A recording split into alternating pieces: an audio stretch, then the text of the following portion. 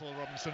Oh, it's going to be fantastic, isn't it? What an arena, what a game. The scene's really been set by last week, but not just last week. I mean, the last time these two sides met here in Manchester, the last 5 times these two teams have met, they've shared 23 goals, an average of 4.5 goals per game. Now, without tempting fate, I'd like to think we're in for some more tonight, John. So Paul Robinson and Shay are with us here tonight. Just to my left, two fine international goalkeepers. Just looking down at Carlo Ancelotti. He's got a black overcoat on, hands in the pockets. He looks as though he's just going down to the corner shop, doesn't he, the way that he's walking towards his seat in the stands. He has seen it all before. We have dozens and dozens of photographers on either side of the technical areas, the coaching areas, who have just lined up and taken the team photographs, and these are the teams that will be playing tonight. Ederson in goal for Manchester City, fit again. Kyle Walker fit again, back as the captain. Manuel Akanji, Ruben Dias and Josko Guardiol. So Stones and Ake are among the substitutes. Then Rodri in midfield with De Bruyne and Foden, Bernardo Silva and Jack Grealish, and then Erling Haaland up front. Erling Haaland, who's never scored against Real Madrid in 3 appearances. And Real Madrid are turning Manchester City around, so they're going to attack towards the family stand in the first half, which is not their preferred way of doing it. And Real Madrid, their team tonight, just the one change from the first leg. So Tchouaméni is injured, he will be a loss, but the club captain Nacho Fernandez, the 34-year-old Nacho, comes in central defence. So Lunin is the goalkeeper, in for the injured Courtois. Carvajal, Rudiger, Nacho and Mendy. Then Valverde, Camavinga and Kroos, Jude Bellingham, Rodrigo and Vinicius Jr. Real Madrid, who've lost the last 3 times that they've been here. It's turning into a great rivalry between these two clubs. It is the holders against the record winners of the Champions League. It is the English League leaders versus the Spanish League leaders.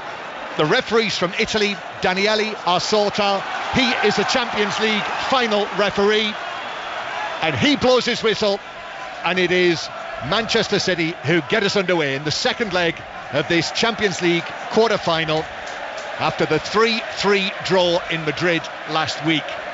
And City with a throw down the line to Haaland, who is eased into by Nacho and ends up on the ground. He's appealing for a free kick, but referee Orsato says no, it's a goal kick to Real Madrid. You say the referee's the Champions League final referee, and it really does feel like a Champions League final tonight, doesn't it? It feels like we've got 2 huge football teams here tonight, and this could be the final. You look at the names on the team sheets, you look at the history and the competition of both teams, and you look at where they are in the respective domestic leagues. And we have a choice of listening. Real still haven't taken this goal kick, which eventually they do.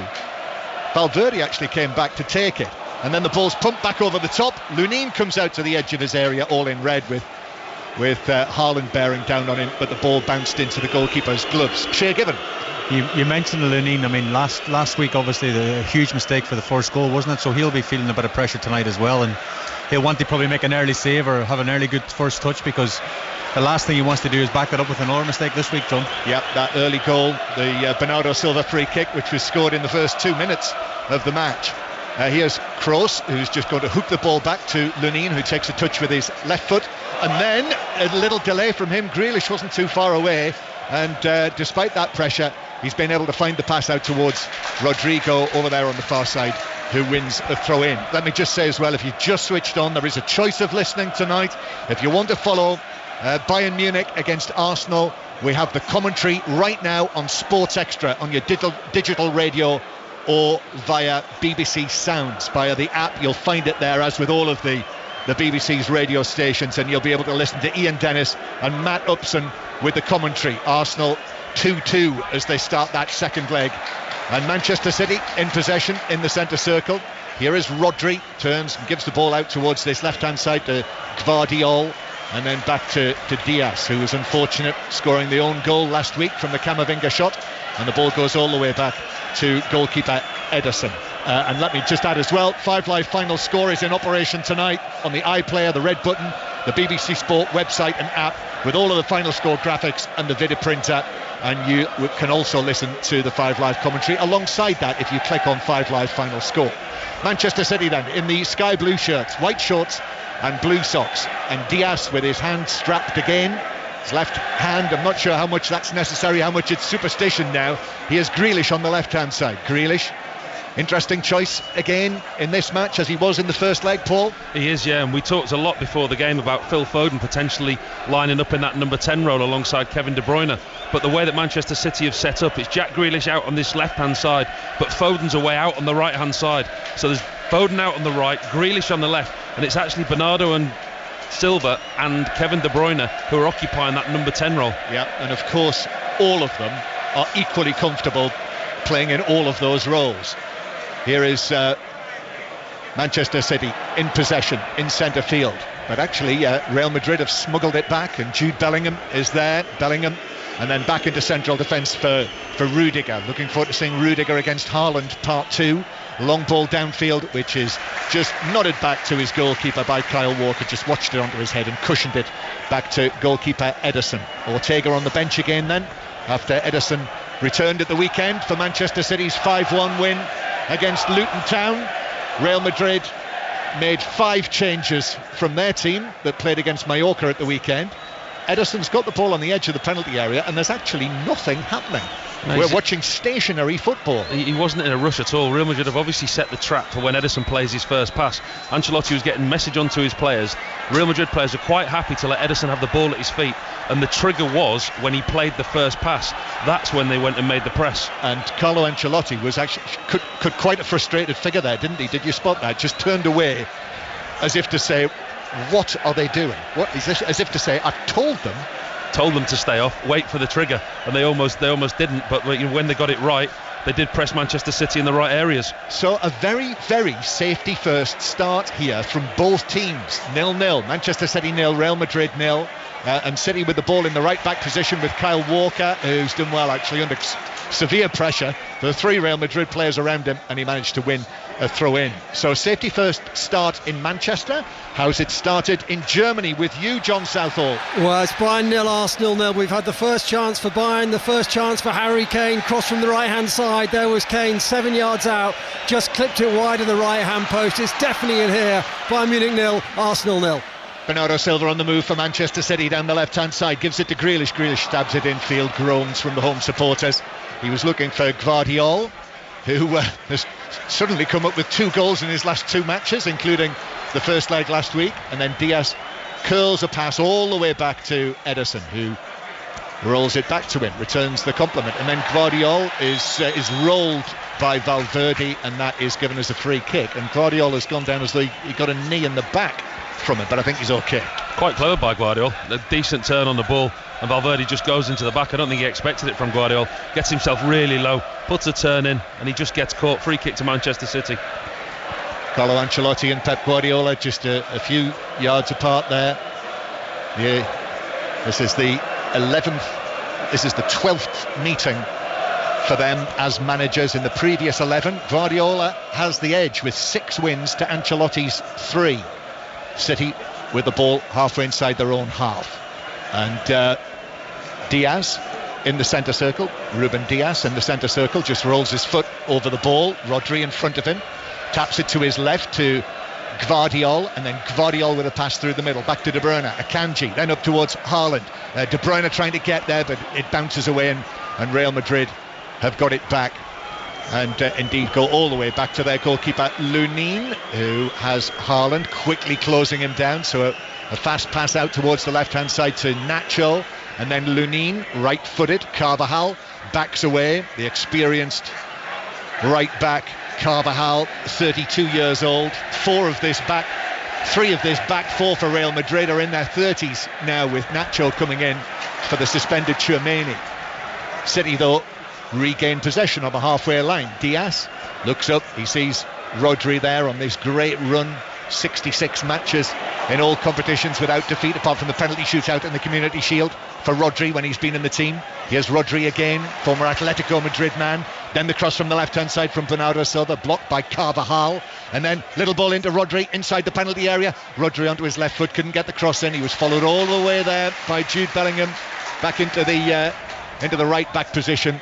Manchester City winning the throw. Bernardo Silva back to Gvardiol again, but it's certainly not harem-scarem now by any means. No, Manchester City look good in possession, and Real Madrid have clearly got a tactic that they're going to sit off them and allow them to have possession in areas that they can't hurt them.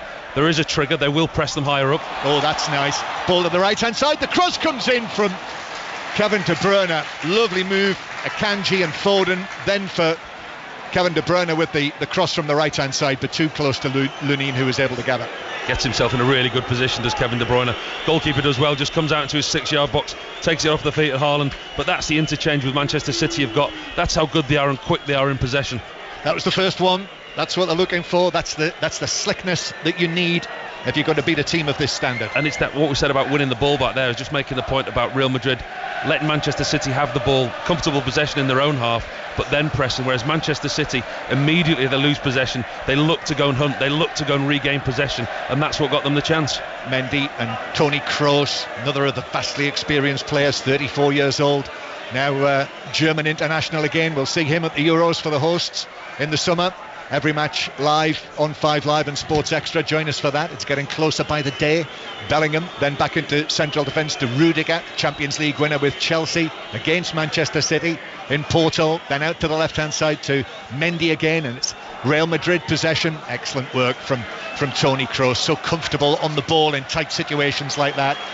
The ball finds its way back to Lunin, the goalkeeper, and then here's Carvajal on the right hand side. And it's Real Madrid now passing it forward towards 20-goal Jude Bellingham, Real Madrid's top scorer in his first season at the club. And this is very comfortable possession. Frustration for Manchester City. Not many teams do this to them here on their home patch, where they've gone 41 matches unbeaten. Bellingham again on the ball. Still Real Madrid possession. Kroos, tap forward for him to Camavinga. And then out to the left-hand side, where it'll be brought forward by Nacho Fernandez. Now here's a ball down the left-hand side. This is for Rodrigo to chase. Comes in, little ball to Vinicius, just outside the penalty area. Vinicius then brings the right back, Carvajal, into the action. Valverde's out here on the right-hand side. Then back to Carvajal again. Camavinga wants it, edge of the area. Left foot curling shot. And Ederson's able to go down and make the save. Routine save. Routine save for Ederson, but what you talked about there, John, we don't see teams do that to Manchester City. Real Madrid there have just put a passing sequence of 30, 40 passes together. Manchester City tried to press from the front with Haaland, with Silva, with Grealish, with De Bruyne. They couldn't get near Real Madrid. Real Madrid looked excellent there in possession, and there's not many teams, if any. We've watched a lot of games here this season. I've not seen a team do that to Manchester City before at the end of such a passing sequence. Manchester City 0, Real Madrid 0, so still 3-3 on aggregate, and it is still 0-0 between Bayern Munich and Arsenal. And if you listen carefully, you might have just been able to hear the Spanish commentators in the background there as Camavinga had his shot. It sounded to me like a car being revved up, but don't worry, Ederson had it dealt with quite comfortably. Here is Akanji in the midfield, stepping into the midfield role, taking it on, shrugging off Bellingham, and then a little pass behind Foden, who's given it away. He's given it away to Rodrigo, who passes it forward to Vinicius, who turns on the halfway line, and then in comes the challenge from Kevin De Bruyne to tackle it out of play for a throw-in. Memories came back there when, do you remember when Vinicius in the game the season before last, the 4-3, ran away around Fernandinho and scored from that position, but De Bruyne came in with the challenge. But he's shown flashes of that tonight already, hasn't he, Vinicius? He's the one that seems to trigger the press, and his pace, as soon as Manchester City have turnover possession, he's onto the ball. Ball pumped forward from Carvajal. What a piece of control that was from Jude Bellingham. That came down out of the sky. And now Valverde into the penalty area, and the ball's played right across the box. What a save from Ederson, but it comes out to Rodrigo, who stabs it into the net, and Real Madrid have the lead. Super stop from Ederson, but straight back to Rodrigo, who scored from 7-8 yards out, and they can celebrate now in front of their supporters here in Manchester. And it's Real Madrid who take first blood in the Etihad Stadium. Manchester City 0, Real Madrid 1. Well, again, it's at the end of a fantastic move by Real Madrid. The interchange, it's a long ball up front, and it's a fantastic touch by Jude Bellingham. His first touch, he gets in behind the Manchester City defence, sets himself with his first touch, plays it wide. The cross comes into which Ederson makes a fantastic save initially, and then Rodrigo's got the simplest of tasks from 4 or 5 yards out to tap it into an empty net. It was Rodrigo who initially had the shot, straight at Ederson. Great reaction save down to his right hand side. Nothing he can do to get up and prevent the rebound.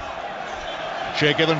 Yeah, it's a brilliant. I feel for Ederson actually, because he makes a worldly save, spins off the front post and saves the first one from Rodrigo, but he's got no chance of the rebound. He taps it into an empty net. But again, it's a warning. We talked about Jude Bellingham before the game, John, about drifting forward. He was the furthest Real Madrid player forward there, as Paul rightly says. A brilliant touch, plays it wide, and it's a fantastic goal. And Pep Guardiola mentioned before the game about he needs the crowd, he needs this stadium to be rocking. He needs them now more than ever, because 1-0 down to Real Madrid. He needs this place to get behind the team. So it's not going to be like last year. 4-0, that's out of the question now. And it's Real Madrid who are ahead in the tie. But now Bernardo Silva into the penalty area. Grealish played the ball in, but the shot was blocked away. 2 defenders came in. First corner of the match. Well, if it was ever in doubt that we're in for a cracker, I think it started that way, hasn't it? Real Madrid showed real intent and quality. Couple of passing moves, go 1-0 up. City immediately down the other end, shot on goal and win themselves a corner. De Bruyne to take it. Suddenly there is uneasiness here in the home sections. Still a long way to go. We're still in the first 15 minutes. But Rodrigo, that man Rodrigo, doing it again. What a pest he is for Manchester City and the English clubs. But De Bruyne now with the corner into the near post. Gvardiol looking to glance it on. The ball is looped up off a defender. Took the touch off Gvardiol. There's a defender behind him, and that landed on the roof of the net. So it's a second consecutive corner for Manchester City. Interesting to look at Manchester City's setup here. You don't often see them swing corners in right under the crossbar, but they've put Gvardiol on the goalkeeper. They've got Diaz on the far side of the 6-yard box, Haaland on the far corner of the 6-yard box, and Rodri on the edge. They really are ringing that 6-yard box around the goalkeeper. So Real Madrid have already asked questions of Manchester City, taking the lead. Now Manchester City with this carefully rehearsed set piece, it appears. De Bruyne swings it in under the crossbar, and Lunin just gets there first with his left hand, just helps it over the top of the bar. And you're right, Paul, doing it again. Yeah, they're really targeting the goalkeeper from set plays. Take a quick one. De Bruyne gets it back, swings it in, punched away by Lunin. It comes out to Bernardo Silva. Left-footed ball into the penalty area. That's headed down and away by Valverde. And the dark shirts of Real Madrid with the gold trim run away with it towards the halfway line, where in comes a challenge from Gvardiol on the goal scorer Rodrigo. Real Madrid were wondering about a free kick, but it's a throw into Manchester City, and they go all the way back to Ederson. They were incensed there, the Real Madrid bench. They thought they deserved the free kick. There's just little warning signs there. The pace of Rodrigo, the pace of Vinicius Junior. We know that Manchester City can be quite porous. They have been this season. You know, concede goals on the turnover of possession. The pace that Real Madrid have got could hurt them. So Real Madrid leading here against the defending champions, the Champions League holders, by 1-0. But here Kyle Walker brings the ball forward, but then runs into Kroos, and Real Madrid have got it back, and there's a quick pass out from Camavinga to the left hand side to Rodrigo, and then in comes the challenge on him to win it back from Diaz, and Manchester City have possession again. Going to go back to Munich in a moment. It is still 0-0. Rodri, long diagonal pass down into the full-back position. Grealish gets there first, pulls it back for Bernardo Silva. A chip from him. Haaland with a header, but it's over the top from 9 yards out. Couldn't get it down. Brilliant by Jack Grealish. Chased what looks like a lost cause. Ball in over the top from Rodri, in behind Carvajal. It looked for all the world it was going out. Grealish chased it, kept it in play somehow, brilliantly reversed it back to David Silva, who put a fantastic ball into the box, slightly too high for Haaland, couldn't get over it, but that's what Manchester City are good at. And so back to the Allianz Arena we go. John Southall's there. 17 minutes played, John. Bayern Munich 0, Arsenal 0. Arsenal a composed start. They've settled well. 1/2 chance. Martinelli on the left-hand side, 20 yards out, curled a shot wide. Bayern 0, Arsenal 0. And they're also underway now. 8 o'clock kick-off in the Dundee Rangers match, the much talked about Dundee Rangers match. What's happening, Gavin Wallace? 0-0 at the moment, John, although Boateng had a really good effort to just whistled past the post after 1 minute. Jordan McGee's had a low effort save, and Rangers defence and split and pass just couldn't get it beyond McCracken. Dundee 0, Rangers 0. Manchester City 1-0 down here, so 4-3 Real Madrid lead on aggregate, and it is Manchester City Now inside the Real Madrid half, Diaz just forward to the bearded Gvardiol, the left back, infield to Rodri, but in comes the challenge on him from Camavinga. Manchester City though get the ball back. Kyle Walker now begins to move out towards the far side from the centre circle. Kevin De Bruyne drops deep. Rodri as well. Rodri tries to slip the ball forward towards Akanji. Now it's back to Kyle Walker again. Walker has both Vinicius and Rodrigo in front of him, so has to go to the right to De Bruyne. Now Haaland on the edge of the area, couldn't give it back to Kevin De Bruyne, and Real Madrid are able to clear back towards the halfway line. Sorry, John, that's twice it's gone to Haaland now, and he's come off him, and he needs to make it stick. He needs to bring his midfielders into play, and that's where he needs to improve. He needs to keep that ball and keep the game moving. He's lost it twice in the same position. Gvardiol with it again in the central third. Walker drags it back and then passes it out to Phil Foden. Foden infield to Akanji. He's found some space. Now Kevin De Bruyne on the right hand side. The pass was blocked. Defender dived in. Goalkeeper there as well. If they'd been able to find Haaland, and then the header against the crossbar. And then the follow-up from Bernardo Silva. He could only scramble it wide. Wow. Haaland with the initial header in the middle when it came back in, that struck the top of the crossbar, and Bernardo Silva couldn't convert. Well, it's two great chances from Manchester City. Kevin De Bruyne gets himself in a great position on the right touchline, cuts it across, but Lunin, the goalkeeper, does really well, cuts out the cross. Ball comes out again, put into Haaland. This time he can get over the top of the ball. This time he gets a good header on it. Heads it over the goalkeeper, it hits the crossbar, but unfortunately for Bernardo Silva, he's too close, it just hits him.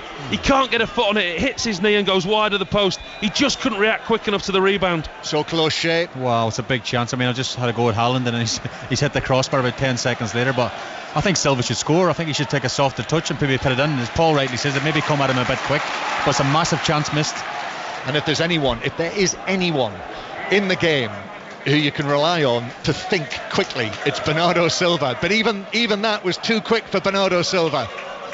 Normally he's almost superhuman with some of the touches that he has, but not this time. Manchester City 0, Real Madrid 1. Still Bayern Munich 0, Arsenal 0 in the Sports Extra commentary match. Dundee 0, Rangers 0. Go to Chelsea, Aston Villa in the Women's Super League when we can, but Real Madrid have got the ball back from Haaland again. And then Valverde's, I thought he'd given it away, but Camavinga tidies up. And then Kroos is under pressure, but brilliantly turns away from Haaland. Just the body movement from Toni Kroos there got him out of trouble against Haaland. And Real Madrid are gaining confidence, growing in confidence. Mendy, the left back, will pass it all the way back to goalkeeper Lunin. Right-footed ball to Carvajal. It was Carvajal who started the move that led to the opening goal for Real Madrid, and he's out of position now, but Akanji's ball will go all the way through to goalkeeper Valverde. So let's bring in Sohail Sahi, who's got the latest on the Chelsea-Aston Villa match in the Women's Super League. Yeah, 62 minutes played, John, here. Chelsea leading 10 players of Aston Villa by 2-0. They're totally in control, and as things stand, they're heading back to the top of the WSL. 62 minutes played, Chelsea 2, Aston Villa 0. And it is still Gateshead 0, Aldershot 0 in that match in the National League. So 1-0 Real Madrid lead with the goal in the 12th minute. Rodrigo, who famously scored those 2 goals the season before last, the agonising 2 goals in added time that took the match to extra time in the semi-final, when Manchester City were nearly there at the time for what would have been their first Champions League final. What a cruel night that was. And Rodrigo's, he's done it to the best of them. Manchester City with the ball in their right back area, and back it goes all the way to Ederson. Ederson drags it onto his left foot and passes it out to Gvardiol. Bernardo Silva makes the run out wide, and that releases some space for Rodri. And Rodri, the man who scored the goal in the Champions League final in Istanbul, finds Foden on the right hand side. Foden, one of, if not the star of the season for Manchester City. Foden to Rodri. Now here's Grealish on the left hand side, just had to recover the ball and then takes on Carvajal. Grealish square to Rodri, then in from Gvardiol to Foden inside the penalty area.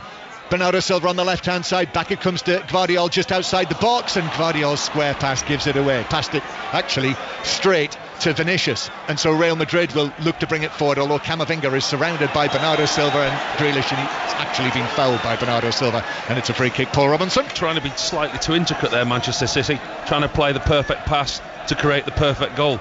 I mean, we know that Manchester City are good in those areas, but I think they're just overplaying and they're overcrowding. Real Madrid are quite happy when the traffic's all diverted into the centre-backs, into Camavinga and the holding midfield. They can quite easily thwart Manchester City in those areas. Back to the WSL, Sohail Sahi. Chelsea with the third, John, after 64 minutes. Kadisha Buchanan with the header from 6 yards away. It should be all 3 points now for Chelsea. Chelsea 3, 10 women of Aston Villa 0. 1-0 Real Madrid lead here. And worryingly for Manchester City, the level and the noise from the Spanish radio commentators to our left is increasing. That's never a good sign if you're wanting the other team to do well. Here is the ball on the edge of the 6-yard box with Lunin, and then Rudiger will carry the ball out here to the right hand side. Up it goes towards Jude Bellingham. There's a brilliant piece of control from Jude Bellingham in the build-up to the Real Madrid goal. I mean, the ball actually disappeared out of our sight when it was passed forward by Carvajal. When it came down, Jude Bellingham in a tight area controlled him, and now the ball's played over the top for Vinicius to chase. Diaz got there, it bounces down for Walker, and Walker is able to pass it forward to Akanji. Excellent work, excellent defending. Great defending by Manchester City again. The pace of Kyle Walker was needed, but again it's those pace of those Real Madrid forwards on the counter-attack. Going to be a real threat for Manchester City all night. With Real Madrid getting that early goal, it's played into their game plan perfectly. With the pace of the strikers that they've got on the turnover possession, they're a real goal threat every time they get the ball. Straight to Munich, John Southall. Bayern Munich 0, Arsenal 0. We've got some concerted pressure here from Bayern. We've just seen a really good save from Raya to his left-hand side, and also Mizraoui down the left, cut inside. His shot across the face of goal deflected behind. Bayern 0, Arsenal 0, 2-2 on aggregate. Vinicius into the penalty area, worked it across, came to Carvajal, whose shot is blocked inside the penalty area, and then Valverde goes for goal from 25 yards plus. He rather slashed at it and sent it way wide and high, but it very nearly opened up for Real Madrid again. Vinicius causing the problems, and Carvajal, of all people, with the man who had the big chance on the edge of the box. John, it's a brilliant block from Ruben Diaz. I mean, the Manchester City defence was slow to get out. Carvajal chased down what seemed like a lost cause to Ederson. Ederson cleared it. The 3 Manchester City defenders were slow to get up the pitch. Vinicius Jr. kept himself onside, almost ended up going through one-on-one with Ederson, and it was Ruben Diaz who got himself round back goal side and made a great block in front of his goalkeeper. We've been saying it all season about Manchester City, that they just have this vulnerability about them, and Real Madrid are creating chances. Sorry John, I think as well what they're doing, they're pressing them really high up the pitch. Jude Bellingham seems like he's playing, his brother's playing, and there's 3 Bellinghams, and every position he's picking up on the pitch, he's all over the place. But Pep's getting a bit mad with it because I think he's overplaying at the back, and it's not often you say that with Man City. He's trying to miss out the press because they're committing so many bodies forward to try and catch them high up the pitch. Yes, I wouldn't be at all surprised if his brother Job was actually in the stands here, because of course he's been to Sunderland, hasn't he? A couple of times this season he's watched Sunderland matches, Jude Bellingham.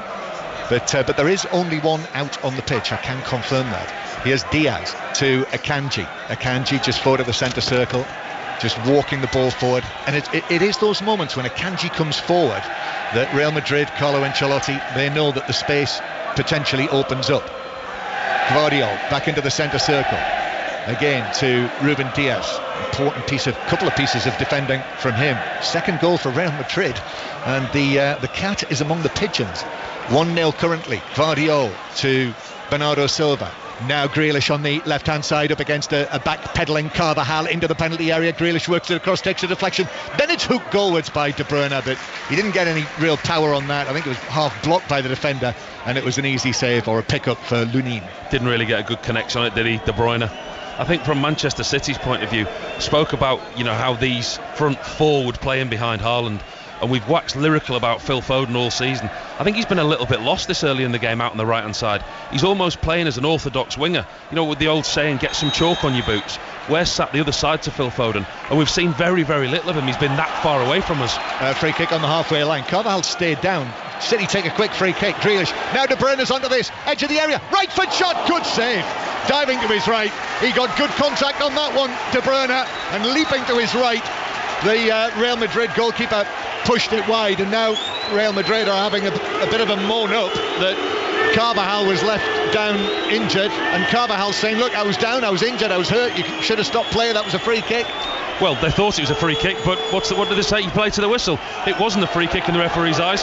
Carvajal's now up. The physio's not even been on for any treatment. So Manchester City did the right thing. They took a quick free kick. De Bruyne kept running. It opened up for him. The nearer he got to the goal, the further the centre-backs backed off. He unleashed from 25 yards. Great strike. Decent save, and they've got themselves another corner.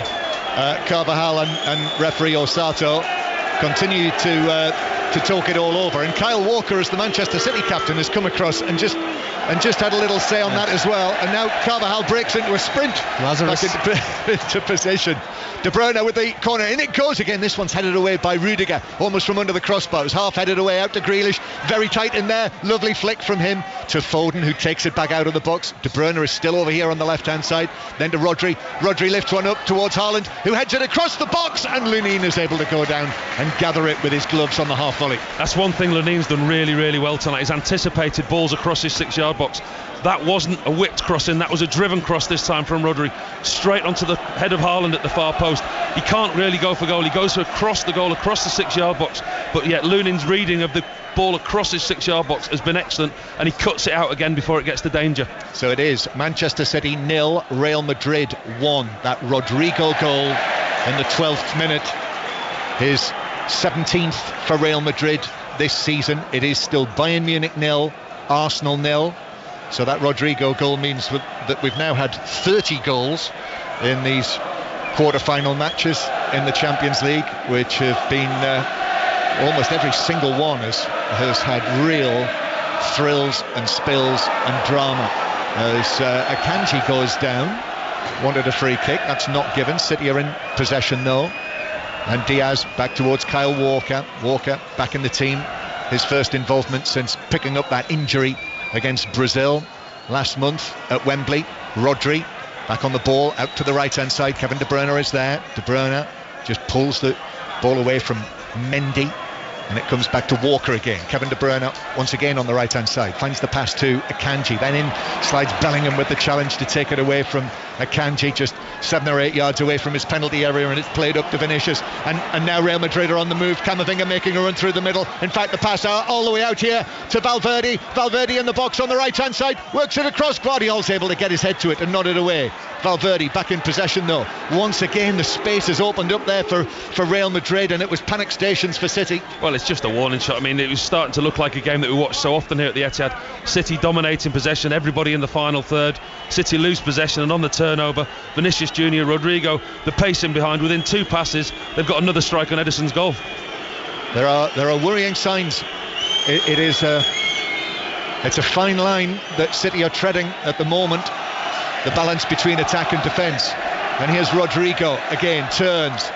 The Real Madrid fans increase the volume in their corner of the Etihad Stadium on this fresh, quite crisp spring night here on the east side of Manchester, in the rapidly expanding Etihad Stadium. The frame for the new section of the stand, as they build it up towards something close to 70,000, is taking place outside the ground. Huge cranes towering over the stadium as Real Madrid go back towards Lunin. Right-footed ball out towards the halfway line, which is headed on, but that should bounce out of play. It does. In fact, it's just kept in over there by Walker, and Manchester City start again from the back. Back to Bayern Munich, Arsenal. John Southall. Oh, 2 great chances for Arsenal. Bayern Munich 0, Arsenal 0, but Martinelli 12 yards out, unmarked, straight at Neuer. Just before that, Martin Odegaard with a deflected shot from the edge of the D. Neuer was wrong-footed, just managed to claw it away with his trailing left hand. Bayern Munich 0, Arsenal 0. City pressure. Rodri with the pass aerially towards the far side of the area, but that's headed away. Comes back to Phil Foden. Foden then to De Bruyne, and then Akanji, square from him. Rodri with the red flashes on his boots, the Spanish international against the famous Spanish club. Grealish into the penalty area, tries to pass it into the bottom corner, but got that wide by a couple of yards. He's saying it took a flick off the defender. I'm not so sure, although I think it has been given as a corner. I think the assistant referee on the far side has overruled the referee. Grealish does really well, takes it into the box, and he can't really get a shot, can't make any space. It's the old toe bunger. He gets himself in a real good position. Toe bunger off Carvajal, out for a corner. Corner then, De Bruyne to take it from way over there on the far side. Manchester City supporters in sky blue looking down on him from the 2 tiers, the 3 tiers on that far side. De Bruyne takes this right-footed to the edge of the box, which is headed up and away by Mendy, and then actually comes out to Vinicius, and then it's turned back by Rodrigo to Vinicius, still inside their own half, and then Bellingham's onto it, actually miscontrols that. Bellingham though then does lose out. Grealish was in there against his England teammate, and now another England teammate. Foden's able to take it on, chest puffed out to De Bruyne on the right flank, then back to Foden, more centrally now. Rodri 30 yards out, De Bruyne first time ball into the penalty area, Foden on the stretch, couldn't collect it, and Real Madrid are able to get it away. But then in steps Walker to play it back for Manchester City, down the right hand side, back heel from Rodri. Foden was caught late, De Bruyne's onto this, shoots from the angle, but it flies away from that angle near the right corner over the top of Lunin's bar. He fancies it tonight, Kevin De Bruyne, from distance, doesn't he? You can see that's 2 or 3 opportunities that he's had. He's not looked to play 1-2s, he's not looked to play in and around the box. Opens up for him down his left foot. Not a great strike by him, not one of his best, but he's not afraid to have a go from distance. Let's bring in Shay Given again. We've played over half an hour. Shay, what do you think? It's a bit nervy, if I'm being honest, on that chance before Real Madrid broke 3v2. Pep Guardiola was on his knees. Because as you rightly said, if they get a second goal, then it's a mountain decline. I don't know, it's just not ticking. And I actually agree with Paul as well. Phil Foden's been the star player for Man City this season. He's out on the far touchline, and he's not been used at all. It's frustrating, because Phil looks frustrated. I look frustrated watching him, and I'm sure some of the fans as well. He's on the ball now, but he's just a bit part player out there, I think. Pep Guardiola's got a lot to ponder here. All in black tonight, as Rodri has it on the edge of the penalty area, gives it back to De Bruyne, but Toni Kroos steps in again there, just where it mattered. What Manchester City don't want tonight is for Toni Kroos to have a very good evening, and that is actually how it's shaping up. City though win it back, ball hooked across from the right hand side, and then it comes off Valverde as he actually stepped in front of Bernardo Silva and put it behind for another City corner. This is their 6th of the first half. Good pressure from City, playing in the right areas, not really creating any real clear-cut opportunities at the moment, apart from De Bruyne from distance, the header from Haaland hitting the bar. But they're playing in the right areas, they're putting pressure, but there's always that fear at the back. You look with City, they commit so many bodies forward. Keep that back door closed. De Bruyne standing with one foot in front of the other, raises his arms, and then it's played in low to the near post. I think that might have been the corner that they scored against Liverpool. Haaland now challenging at the back post, and Real Madrid have been able to clear it away towards the halfway line. It had that look about it, didn't it? That whip into the near post. These set play coaches at it again, Johnny. It was. I mean, they're so important. I mean, like you said, they've had 6 corners already thus far in the first half, yes. And it's clearly a weapon that teams are using. And here is Foden on the right hand side. He's also got his strapping around his hand once again, the sniper. Akanji then into the penalty area. De Bruyne, that might have been a free kick. Yes, it is given as a free kick. He stepped in, De Bruyne. He doesn't like the decision. He's letting the referee know exactly what he thinks about that, but free kick it is for the shove on Kroos. What you would say, John, you're talking about Kroos going down there. He's clever, he feels a connection, he goes over. Carvajal's over here rolling in the halfway line.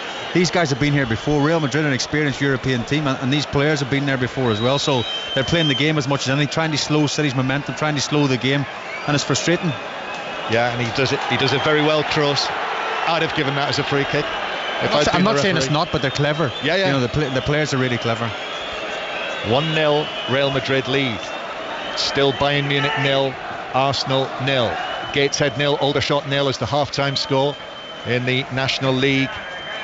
And Manchester City and Real Madrid, both unbeaten in the Champions League this season. Haaland does well on the halfway line, brings it forward, gives it to Grealish. Grealish into the area, left foot shot, took a deflection which made it flick the side netting on the way past. Corner. First time we've seen Haaland tonight. Absolutely brilliant from him.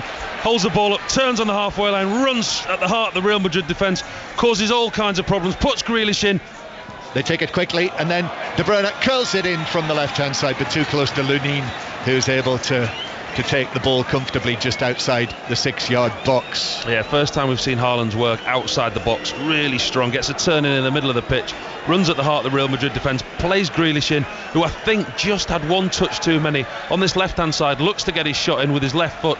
Rudiger gets there just in time. Yeah, excellent from Rudiger actually as well, with his pace. Managed to block it, just get something on it, which meant that it clipped the side netting rather than forcing Lunin to make a save. Here's Rodri now marauding forward, lots of sky blue shirts forward, and Real Madrid win it back, and here's a ball forward for Vinicius to chase, but Akanji gets there first and is able to pass it back to Ederson. So another update from Dundee Rangers with Gavin Wallace. Yep, still Dundee 0, Rangers 0. Dundee had a goal chalked off for offside, free kick put in, well saved by Butland. Bakayoko offside on the follow-up to that, and James Tavernier's 30-yard free kick just saved by the post. Dundee 0, Rangers 0. Grealish going round the outside of Carvajal and going down, and it's a yellow card for Carvajal, who absolutely he arms in the air, hands in the air, hands on hips from Carvajal. He's sort of, how on earth could I be yellow carded for that? It's one of the big reasons that Pep plays Jack Grealish, because he wins free kicks in these areas. He's great at ball retention, keeps possession, but he gets past Carvajal there. There's nothing he can do. He's running through into the box on goal. There's nothing Carvajal can do. He's got his arms all over him, pulls Grealish down, and a free kick in a really dangerous position. And if Real Madrid get through, he will miss the first leg of the semi-final. 2 Manchester City players are in that position. The 2 central defenders, Diaz and Akanji, but no yellow cards for City yet. That's the first of the match.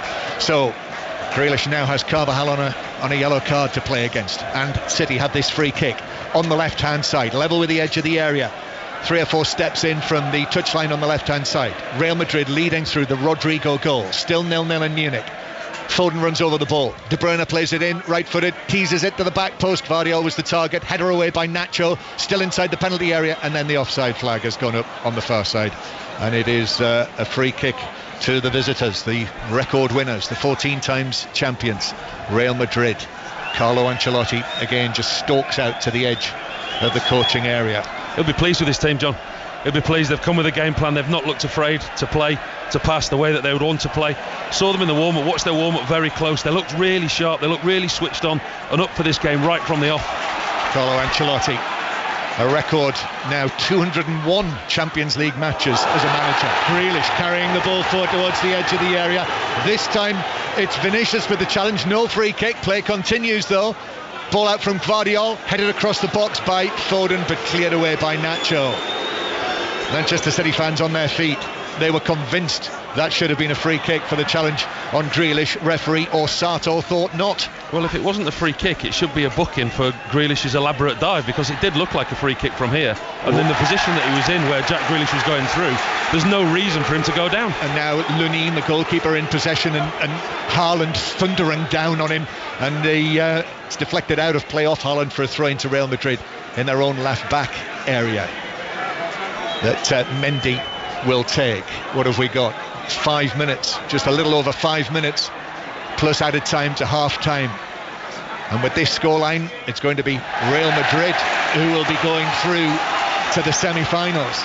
Ball played out for a throw to Manchester City on the far side, throwing taken back to Akanji, then back to Diaz, right-footed ball to Gvardiol, and then back to Akanji. He was calling for it over there on the far side. Sorry, John, I think Pep's really frustrated because Jack Grealish is in so much space just in front of us here, and he wants to feed him the ball, and especially with Carvajal now being in a yellow card, keep feeding him the ball, keep running. Jack's playing a really good half actually. Now it is Diaz near the centre circle, and Jack Grealish, just as Shay Given says, he's almost got his heels on the white line, but it's brought forward rather ponderously by Gvardiol, and now here it is with Grealish, but it's Valverde who he's up against. Valverde has dropped back into that position. Grealish, then back to Gvardiol, then almost through to Grealish. Valverde cut it out, and Real looked to break, although Akanji's putting in the challenge. Then De Bruyne as well on Rodrigo, and Manchester City have won it back. Rodrigo stayed down, referee says no free kick. Akanji near the edge of the area, Camavinga in with the challenge, and then it's whacked away, right-footed downfield by Nacho and out of play for a throw. Just a really good, strong challenge by Kevin De Bruyne. But like Shay said earlier about the game management from the Real Madrid players, the breaking up of any kind of fluidity, any kind of rhythm that Manchester City are getting in, just as they sense they're under a little bit of pressure, the Real Madrid players take the opportunity to go down, like Rodrigo's done there. It's a good challenge by Kevin De Bruyne, who's left a little bit on him, but he doesn't really need treatment. But yet again, we see the drinks coming on, we see a break in play, and the breaks haven't helped Manchester City's rhythm in this first half. Yeah, bodies collided, and Rodrigo is taking as much time as he can, the man who scored the goal. In fact, it was Vinicius and Rodrigo in the end who combined for it in the 12th minute. Vinicius is crossed from the right Rodrigo's initial shot, well saved by Ederson, but straight back to Rodrigo, who scored for the second time in the tie. If you remember, he scored when he got the better of Akanji in the Bernabeu last week. Those goals against Manchester City in the semi-final 2 seasons ago. Scored 2 goals against Chelsea in the quarter-finals last season. And now he's eating up a considerable amount of time. So while he receives treatment, let's get back to Munich and John Southall. 43 minutes played, John. Bayern Munich 0, Arsenal 0. Arsenal will be happy with this, I think. Free kick on the right-hand side from Declan Rice. Flick header from Havertz straight at Neuer. Bayern 0, Arsenal 0. 2-2 overall. Rodrigo just now being led off the field. We've got coverage of all of the matches in the Europa League and the Conference League tomorrow night. Aston Villa in the Conference League. We've got commentary live from Bergamo tomorrow night on Atalanta-Liverpool to see if Liverpool can do, well, if they can pull off another miraculous European result. Play resumes. Rodrigo can't come back onto the field just yet, so Real Madrid with 10 men as Manchester City attack with 2 minutes of the first 45 to play. It is Grealish against Valverde. Grealish is able to play it back to Rodri, 25 yards out, then square from him to Walker. Walker then out to Foden, who just backs away as the ball arrives at his feet. Rodrigo still hasn't come. Oh yes, he has. He's now back on the field. Rodri then back to Walker. Gvardiol up against Camavinga. Now here is Grealish again. It's Valverde who Grealish is up against. Carvajal has Bernardo Silva to deal with on the left hand side. Square from him to Rodri, and then Rodri to Walker. Foden wants it on the far side, but it comes back to the left. Rodri allows it to run all the way back actually behind him to Diaz. Gvardiol takes up possession again. The crowd trying to rally Manchester City as the first half draws to a close with Real Madrid in front. Grealish now up against Valverde again, goes for the byline, drags it back, puts his foot on the ball. Still Valverde with Grealish inside the penalty area, and then with his right foot to the edge of the area. Gvardiol, square from Gvardiol. Walker now to Kevin De Bruyne. De Bruyne to Foden on the right side of the penalty area, left-footed ball in, which is glance headed across his own box, his own penalty area by Carvajal. Excellent defending with 2 City players behind him. Showed all his experience there, Carvajal. Phil Foden does brilliantly well on that right hand side, just chops back onto his left foot, whips a fantastic ball across the 6-yard box just over head height. Real trouble for Real Madrid, but Carvajal there, cool as you like, opens his head, glances it off the top of his right side forehead out for a corner. Last minute of the first 45, another corner, 8th corner of the first half for City. De Bruyne swings it in, and Lunin leaping, got his fingertips to it to claw it away from underneath the crossbar out for a corner on the other side. Well, they've obviously spotted a real weakness with Lunin on corners, because every time that they've got a corner from this left hand side, De Bruyne's there swinging it in right under the crossbar, and the goalkeeper made a real mess of that, backpedaling, just about gets it over the bar for another corner. Pinpoint stuff, isn't it, from De Bruyne, these deliveries, but actually Foden's going to take the one from over there on the right hand side into the near post, which is headed away for Real Madrid. Foden gets there first, and then Bernardo Silva has it centrally. 2 minutes of added time to be played at the end of this first 45, and Manchester City are still behind on the night and in the tie. Grealish in the area up against Jude Bellingham now, and then back to Bernardo Silva. His ball across, half cleared. Foden goes for goal, but it's a yard over the top left corner as he looked at it, and then Camavinga flops down onto the pitch, but referee Orsato just says very quietly, "No, get up." I actually think, John, the last 4 or 5 minutes you've seen the Real City. They've actually been patient, they've been prodding, they've been playing. It's more like the City we all know, and they put the pressure on. And again, obviously Real Madrid are trying to slow it down, and Paul rightly says Lunin, the goalkeeper, they've clearly looked at him and set plays. They think he's vulnerable, and again he just done enough to get that over the bar, but it was very unorthodox in the end, but he got away with it. 1-0 Real Madrid lead. The holders are in trouble. The holders, Manchester City, who've scored 3 goals, precisely 3 goals in every match they've played in the competition this season. Lunin, ball at his feet. Here's one for Vinicius to chase, but Manchester City have it back. Vinicius goes down under the as Walker put in the challenge, and that has been given as a free kick, and you can hear the crowd reaction to that. 10 yards inside the Manchester City half, a free kick, and let me tell you, Vinicius is not getting up anytime soon. Just watching the replay there, John, all he does, Vinicius, he puts himself between the ball and Kyle Walker, and he looks over his shoulder. He just waits for Kyle Walker.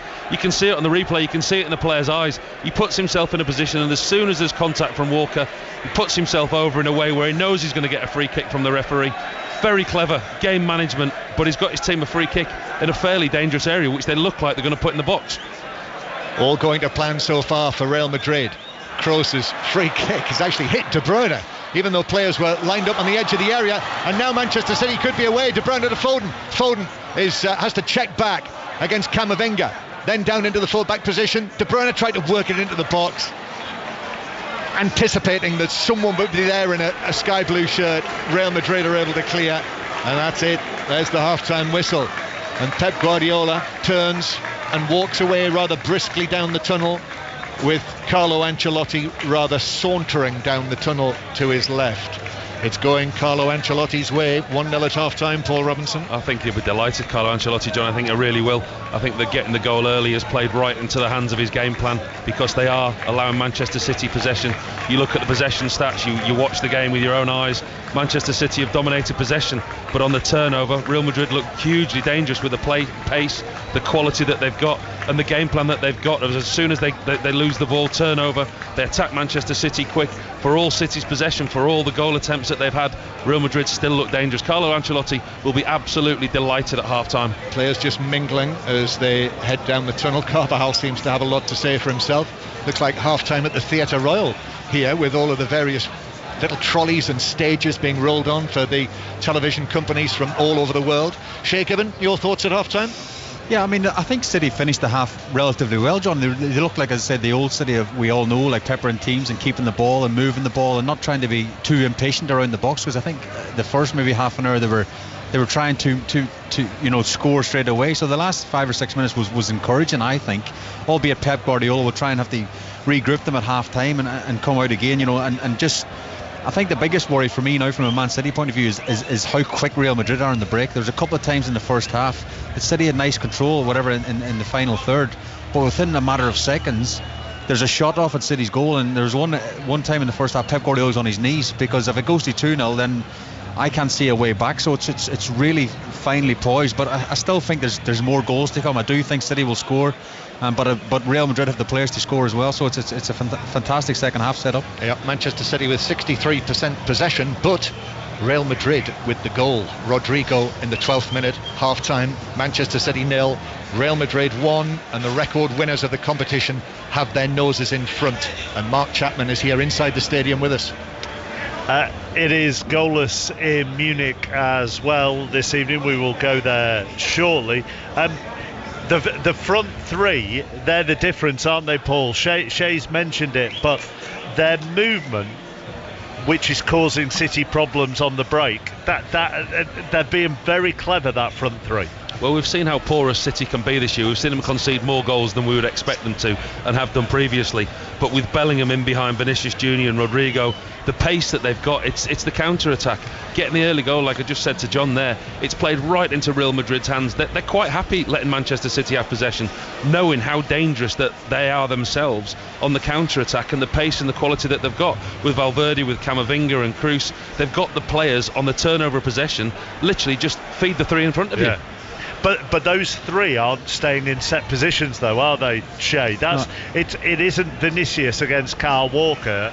They are moving around. Yeah, I mean, they're all over the place. I mean, I mentioned Jude Bellingham in the first half as well. It felt like there's two Bellinghams out there, because once he's in his own sort of 6-yard box clear and stuff, and the next thing he's the furthest player forward. It's very difficult for the defence to defend against. But again, it feels like at times they're setting traps for this City team, because we all know how good they are on the ball, and at times they're committing 5 or 6 people to the press, and you can see Pep sometimes saying to Ederson, try and miss that press out, try and hit Grealish or a Haaland longer and miss out the amount of players they're committing to that press. But again, my worry from a City point of view is the talented players on Real Madrid. They're just setting traps, and once they win the ball back, Mark, they're like literally sprinters towards the City goal, and they've got the quality to punish them as well. And from a City on the attack point of view, they seem to quite like trying to find Haaland in the air, actually, this evening. Foden's hit a few in, De Bruyne's hit a few in. I think they think Madrid are vulnerable in the air. I think so, yeah, because we've seen City get hurt like that in the Premier League. this season with teams using set plays against them, with the heading ability they've got in Haaland, but it's the delivery from De Bruyne. They've certainly spotted a weakness in Lunin, the goalkeeper, from set plays. They've whipped everything right under the crossbar. De Bruyne from the left-hand side, and even in the second half of the first half, Phil Foden went out onto the right-hand side and he's whipping the left foot crosses in. They're trying to find Haaland. He's hit the crossbar with a header. That is an aerial route that they're looking at. But for me, I think that the biggest talking point, me and Shay both talked about it in the first half, is Phil Foden. He's not having a good game. He's not been allowed to because of the position that he's playing in. He's not having the interaction in the game or been the involvement in the game that we have seen him do in previous games. Yeah, I 100% agree. I was going to say the exact same thing. I would like to see maybe Bernardo Silva, because obviously the game plan is Grealish is hugging one touchline and Foden's hugging the other touchline, and I would nearly, I know Silva's a brilliant player as well, but nearly sacrifice him and say, okay Bernardo, you go out on the right wing this time, and Foden come inside, because we all think with De Bruyne and Foden in them 10 positions they'll cause all sorts of problems, and I think Phil can influence the game so much more. I actually nearly not feel sorry for Phil, but I feel like it's frustrating for him, because he's doing a job for the team. He's doing exactly what the manager wants, but he can't influence in such a big game, being a goal behind now as well. It's massive second half. So Manchester City 0, Real Madrid 1 here in the second leg, 4-3 to Madrid on aggregate. Goalless in Munich at half-time. Bayern against Arsenal. John Southall. Yeah, it's tight. Bayern Munich 0, Arsenal 0. That's 2-2 on aggregate. I think Mikel Arteta will be satisfied with that 45 minutes. Not much between these two. Arsenal restricted Bayern to one shot on target. Musiala's 25-yarder saved by flying Raya to his left-hand side. But they've had chances, Arsenal. Martin Odegaard with a deflected shot from the edge of the D. Wrong-footed Neuer, and he just managed to claw it away with his trailing left hand. Then in the very next play, Odegaard to Martinelli, 14 yards out, unmarked, straight at Neuer. Really good chance, that one. Matt Upson's been watching on 5 Live Sports Extra. What have you made of him, Matt? Well, I think it's been a really mature performance so far from Arsenal. Actually, they settled into the game so quickly, dominating possession in the first 15 minutes, probably 70% of the ball, and Bayern really sat deep, not wanting to have it at all, and just asking Arsenal to kind of solve the problem and create the space and break us down. And the game's toed and froed a little bit, Bayern coming a bit more back into it, showing they can be dangerous, but Arsenal have to be really happy with that first half performance. We spoke before the game, you know, a lot of these players haven't been involved in an occasion like this in the Champions League, but I mean, right from the start, as you say, they settled so well. Yeah, they did, and they've looked assured. I mean, only once or twice Gabriel dwelled on the ball once, and it looks a little bit iffy, but other than that, they've been very solid. Tomiyasu's got his hands full with Sane, who looks very bright when he gets that running behind, or if they see any balls in behind, just having the awareness to know where he is all the time, because he picks up some really difficult positions. So I think that's a key factor for Arsenal. So fascinating second half to come here, Mark. Arsenal very much in this.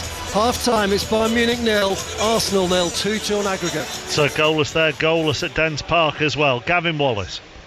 Dundee 0, Rangers 0, although Dundee could very easily have been one up on a minute. Boateng's effort whistled by the right hand post of Jack Butland. Not long after that, Rangers had a big defensive splitting pass. They just couldn't quite get through. McCracken saved it. Then a little bit later on, though, there was a great effort actually. There was a free kick from James Tavernier, 30 yards out or so. It was up and over the wall, and the keeper saved it very well. But Dundee have had a goal mark. It was chalked offside. Bakayoko on the follow-up from a very close free kick, and it was just a yard or so offside. Not a classic. Rangers wasteful. Dundee will be happy to break. On the break, Dundee 0, Rangers 0. Still goalless in the National League as well between Gateshead and Aldershot. Gateshead are in the playoffs. Aldershot really need to turn that point into victory to give themselves a chance of making the playoffs. They're a point off them at the moment as it stands, and they will only have one game left to play. Chelsea are getting all 3 points in the Women's Super League. Sahel Sahi. They are. We've got 2 minutes of the 9 of stoppage time to play at the end of this game, Mark, and it's Chelsea 3, Aston Villa 0, so they're heading back to the top of the WSL, who's never in doubt really once Aston Villa went down to 10 men as early as the 4th minute. Goals from Aggie Beaver-Jones in the first half. Hamano had doubled that lead just before the break, and then Khadisha Buchanan with the third in the second 45 minutes. We've got a minute to play. Chelsea 3, Aston Villa 0. A couple of minutes before 9 o'clock, Lisa McCormick has the news. Listen on BBC Sounds. This is BBC Radio 5 Live. Peers have inflicted a second defeat in the government over its plans to send some asylum seekers to Rwanda. They've backed an amendment that would exempt Afghan soldiers who served alongside British forces from being sent to the East African nation. The bill will now be sent back to the Commons for further consideration. The families of two 9-year-old girls who were murdered in 1986 say they still want answers after Sussex Police apologised for failings in its initial investigations.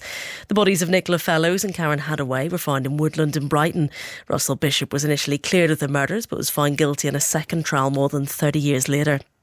Hugh Grant says he's reluctantly agreed an out-of-court settlement with the publisher of The Sun over claims the newspaper used private investigators to unlawfully gather information about him. News Group Newspapers says it doesn't accept liability or made any admissions.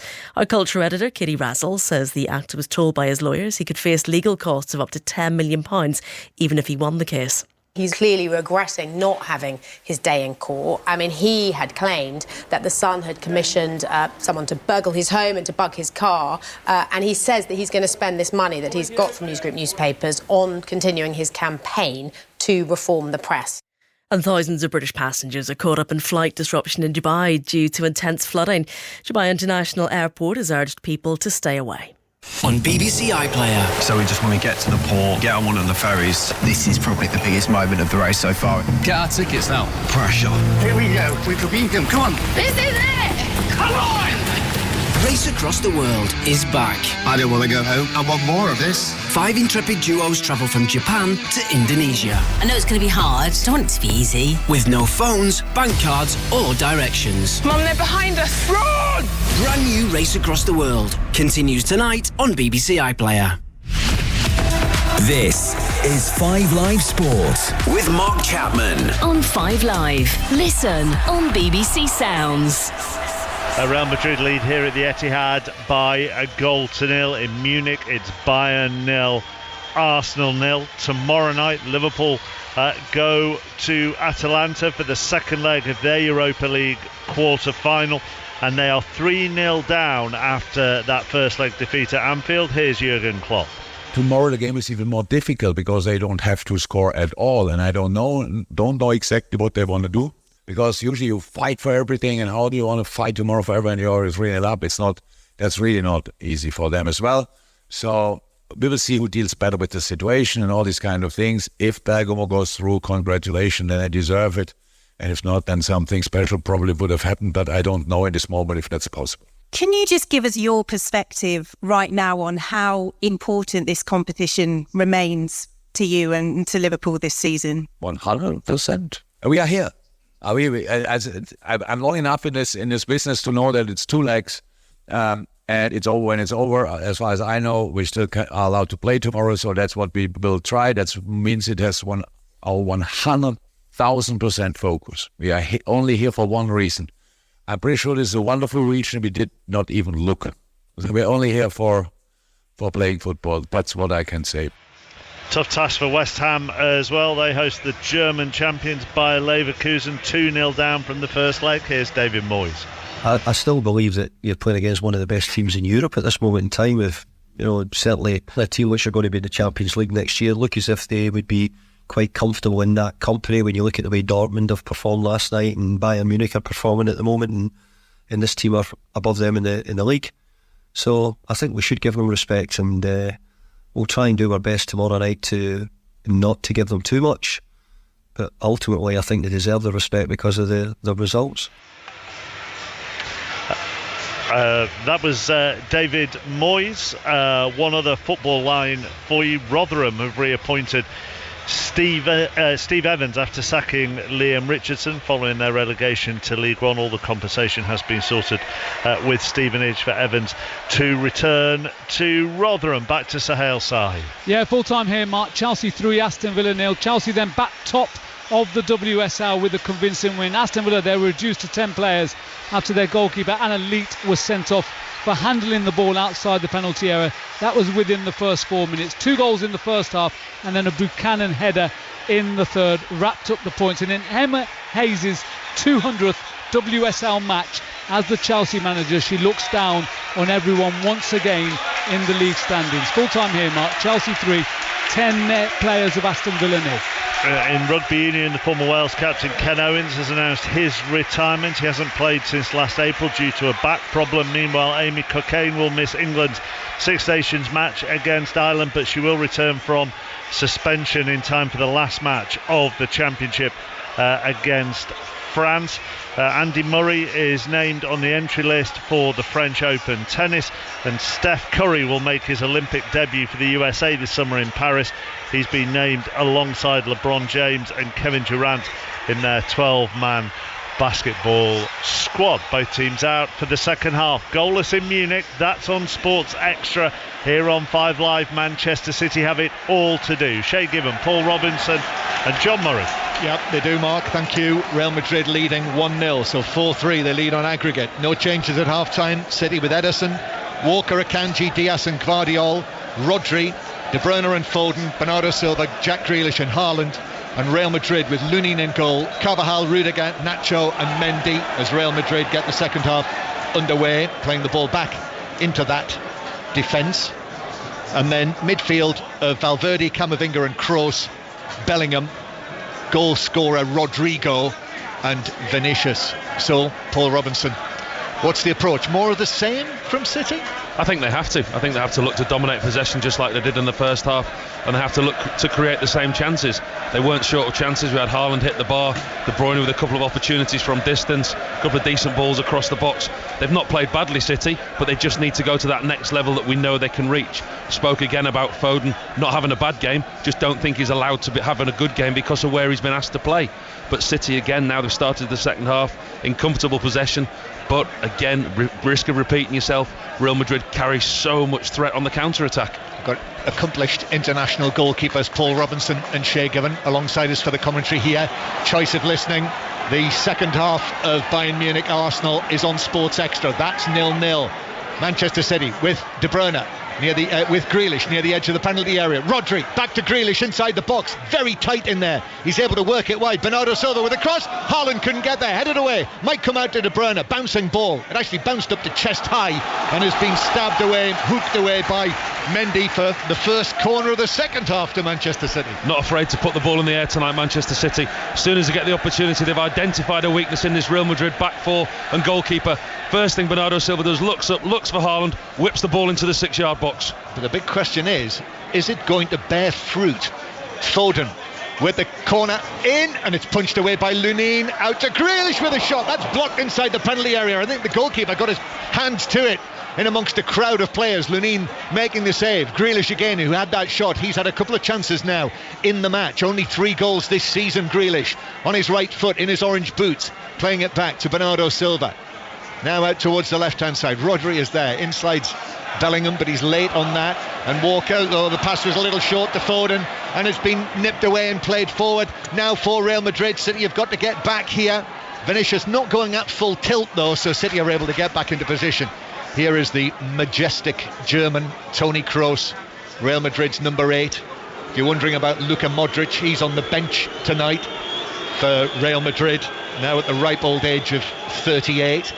And Kroos goes all the way back to Lunin, the Ukrainian goalkeeper, in red. Here's Jude Bellingham, who was involved in the build-up to the Real Madrid goal in the 12th minute. That's giving them the edge at the moment. Real Madrid in the almost all-black kit with the gold numbers, actually gold numbers, white trim. And there's a misplaced pass. But Mendy actually seems to be smiling at Kroos. He probably thinks, you don't often make mistakes like that, mate. Here's Haaland down in the full-back position. Then Foden infield towards Rodri. Rodri picks out the pass, just rolls it into the path of Guardiol. Slide from De Bruyne, gives it to Grealish. Grealish into the area. Bernardo Silva on the overlap to the dead ball line, but he lifted it over everyone inside the penalty area, whether in sky blue or black.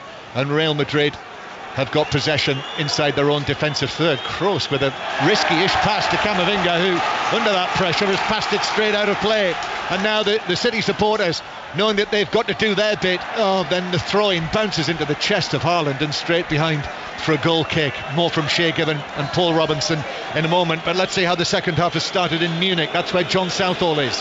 Well, it's been quite a start, John. Bayern 0, Arsenal 0, but Odegaard after 15 seconds left of the area, shot over the bar. Then at the other end, Goretzka header off the left-hand post. Guerrero on the rebound, blocked by Gabriel and went behind. Bayern Munich 0, Arsenal 0, 2-2.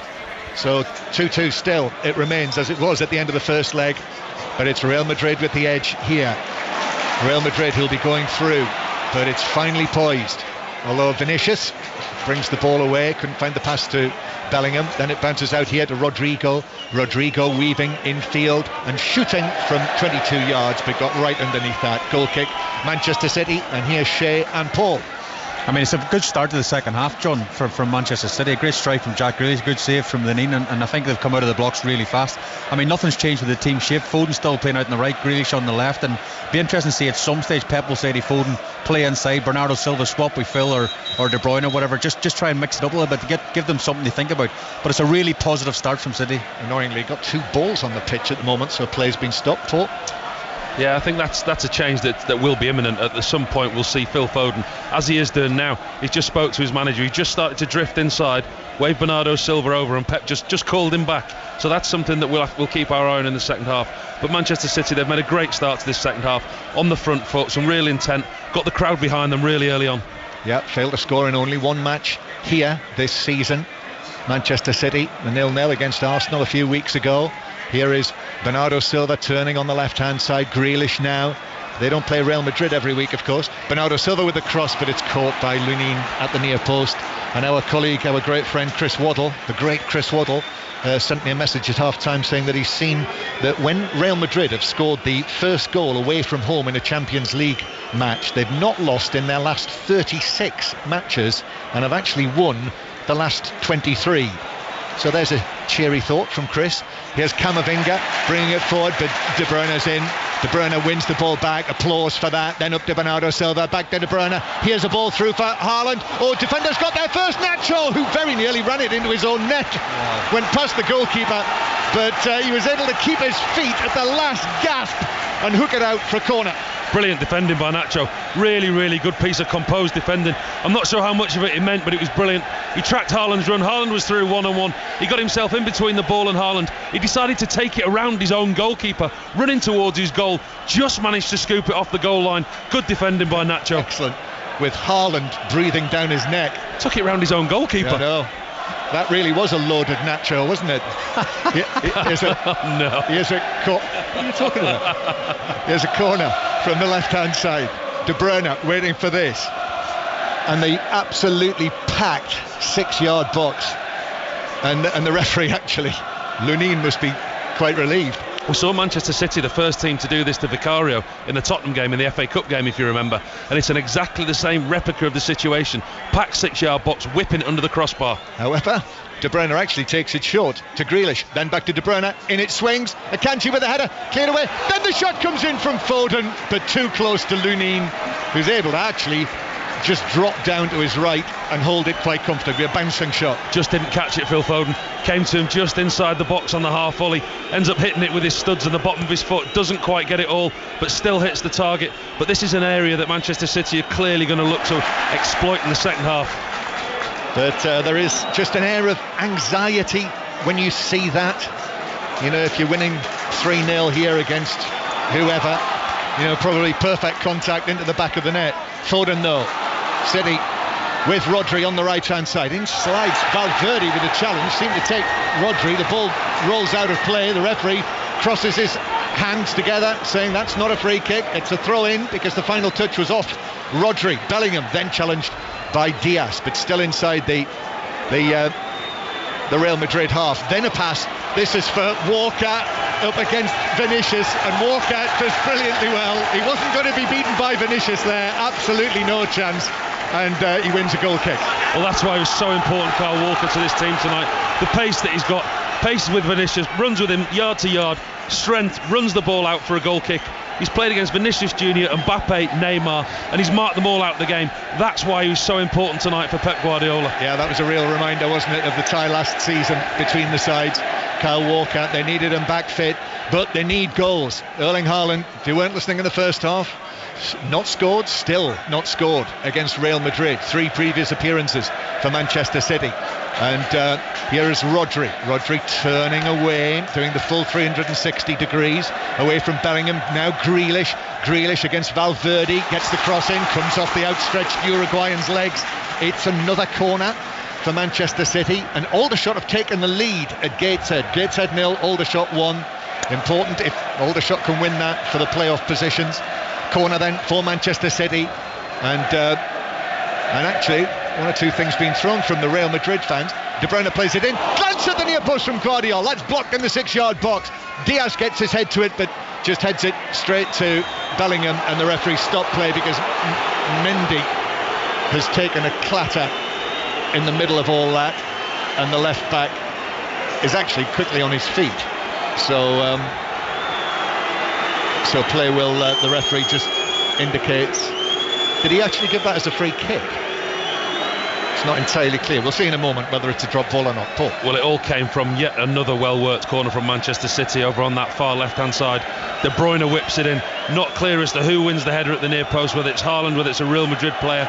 But Lunion's out the game. The ball's past him, and it's Camavinga who's in behind his goalkeeper. Heads the ball off the line, saves a certain goal. But Manchester City causing Real Madrid all kinds of problems from these corners. But Real Madrid are standing firm. 1-0 Real Madrid lead here in Manchester. Still 0-0 in Munich. In the commentary match you can hear on Sports Extra. We'll have all of the reaction, all of the fallout in the 5 Live Football Daily podcast from BBC Sounds in the morning as well, of course. And indeed, you'll be able to hear that in Breakfast in the morning, when we'll also have the draw on Breakfast in the morning on 5 Live for the first round of the World Snooker Championship. That's at 8:45. Here's Walker in the centre circle. Walker to Diaz. Diaz now looks up as he carries the ball on, and then a pass to Grealish. Grealish moving infield against Valverde again. Carvajal's on a yellow card, but since then Real Madrid have quite effectively been able to get Valverde on Grealish every time he's come forward. We may see Doku later. We'll see. He's on the bench. Here is Foden on the right hand side. Foden, square from him. Rodri, pass back towards Gvardiol. Now Grealish just pulls it back with his right foot, then a back heel. Knows De Bruyne's behind him. De Bruyne couldn't find the pass forward. That was blocked away by Carvajal, but Manchester City still in possession. Already over 10 minutes gone in the second half. Bernardo Silva, who's popped up on the right hand side now. Bernardo Silva gets the ball down, brilliant control with the outside of his left heel, then passes it back infield to Rodri. Rodri trying to get it onto his right foot, but is being forced wide. Back to Bernardo Silva again. Touch from him, had a look up, actually plays it back more centrally to Diaz. Now square to Gvardiol. The Croatian turns, gives it back infield towards Diaz. Diaz now picks out the low pass to Bernardo Silva. Bernardo Silva up against Mendy. Bernardo Silva back, it goes centrally again. Foden, who with Bernardo Silva coming out to the right, Foden's more central. Then the cross in from Walker, that's headed away, comes out to Akanji, chests it down but shoots. And he got right underneath that and lands it in amongst the Real Madrid fans who are standing and twirling their Real Madrid scarves. Because of the fluidity and the hybrid model that Manchester City play with, Akanji's popping up in all areas that you would expect Foden to be in, that you would expect Silva to be in, and he's taking up space. I mean, he's a centre half, but he's popping up in midfield and he's in a really dangerous area there. Chests it down, swings a wild left foot at it, nowhere near the goal.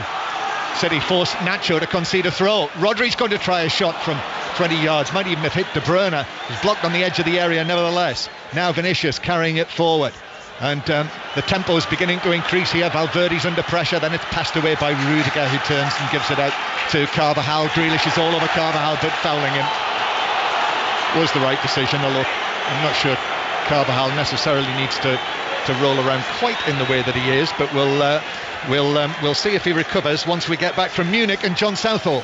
Approaching the hour, Bayern Munich 0, Arsenal 0, almost an Arsenal own goal. Gabriel with a stray back pass, looked for a second like it might go in, just went past the left-hand post, just opening up this game now. Arsenal growing into it, Bayern 0, Arsenal 0. Yep, Carvajal's okay, back on his feet, and Real Madrid with the free kick. What I would say, John, is Silva's swap now with Foden has took 57 minutes. I think he swapped them over, and Phil Foden's playing more central now, so we'll see what he's got in that position.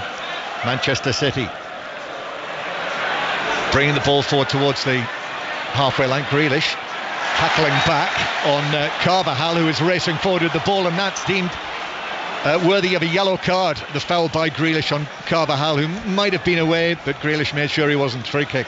It's an interesting battle to watch, those two at the moment. Now they're both on a yellow card. Unusually it's Grealish tracking Carvajal back, and he has to bring him down there because Carvajal's running at the Manchester City defenders who are all retreating towards the goal.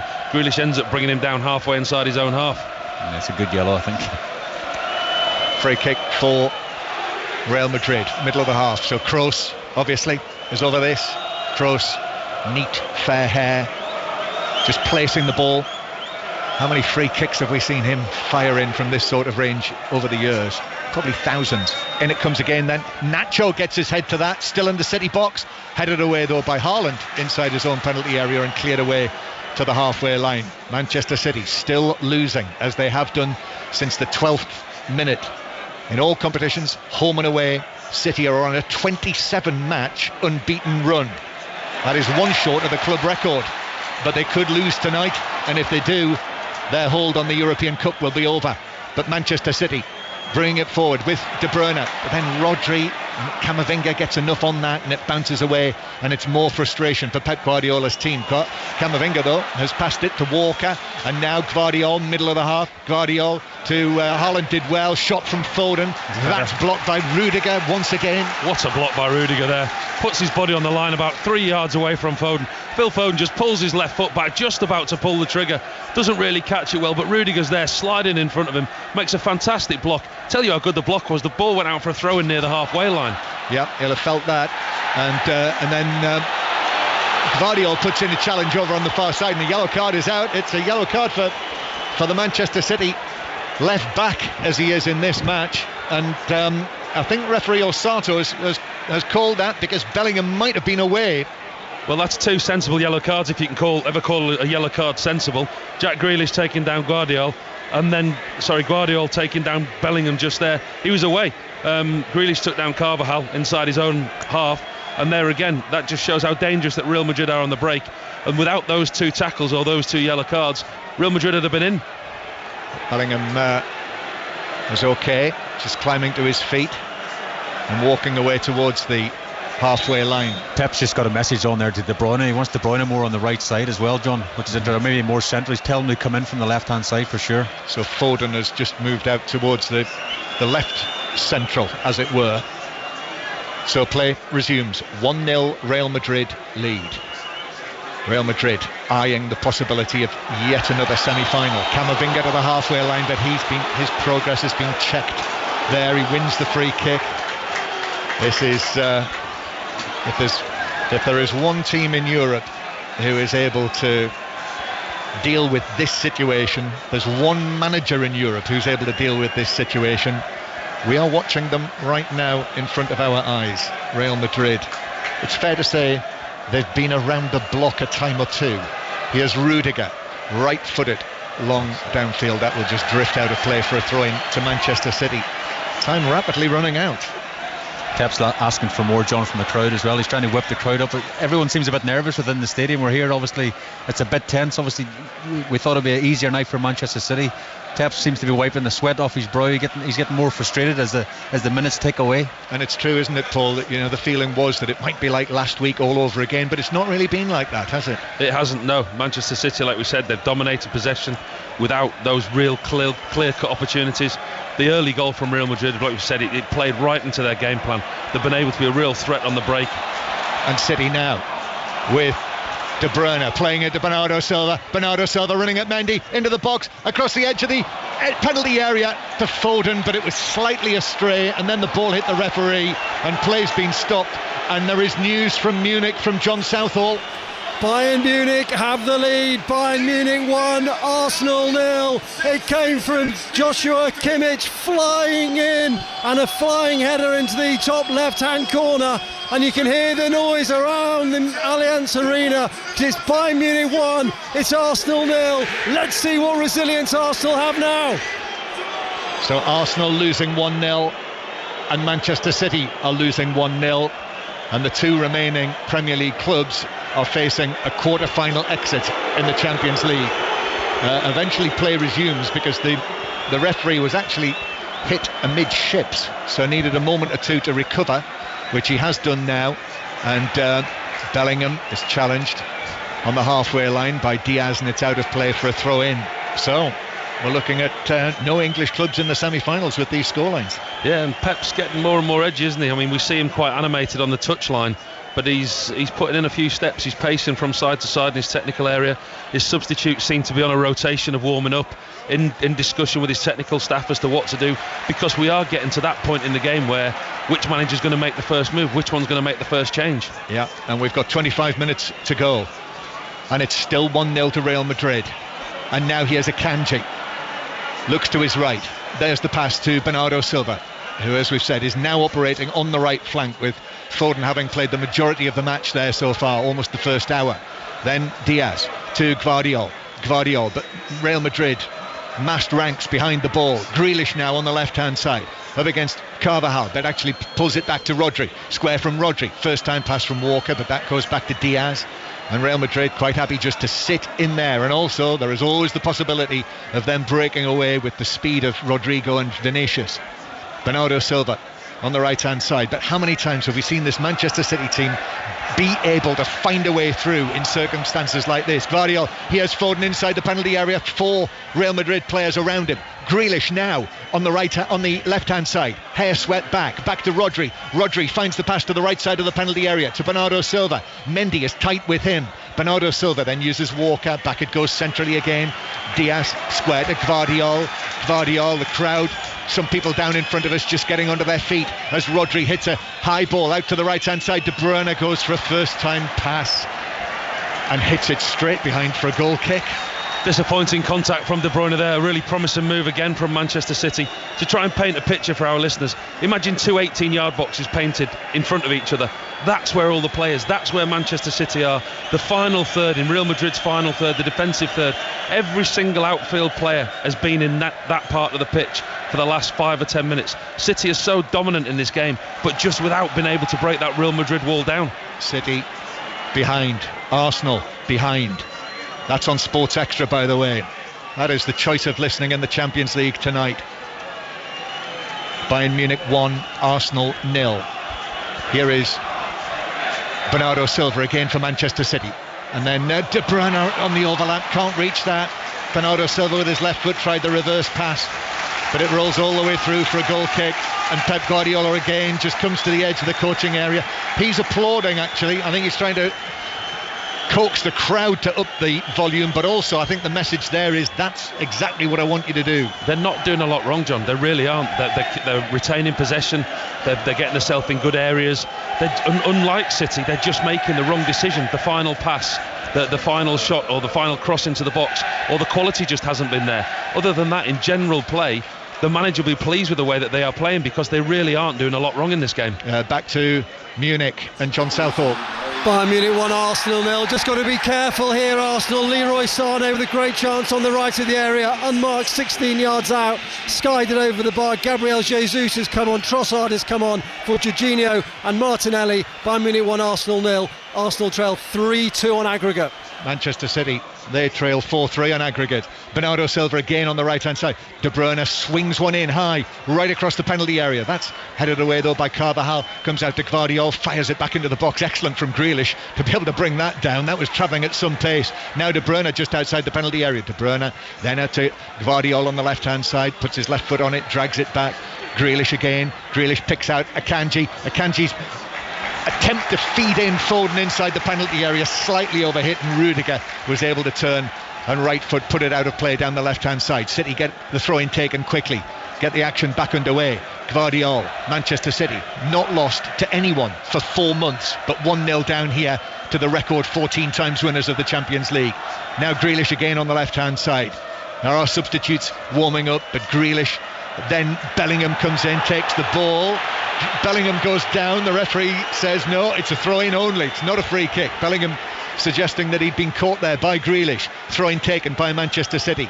Gvardiol, it's very, very tight over there. In fact, the pass into Grealish, that was cut out by Valverde. Manchester City, De Bruyne somehow brings that ball down and then takes it out towards the far side. Then takes on Bellingham in the full-back position.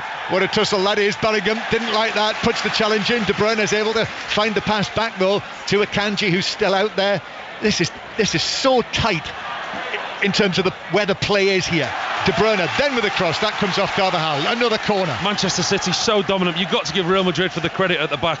Carvajal, Rudiger, Nacho, Mendy, keeping strong, staying firm. You just have to wonder how long that they can do it for. How long can they resist Manchester City? It's like a great big hammer banging against the wall. Can it be resilient? Can it stand the test of time? Yeah, it's the ultimate test, this, isn't it?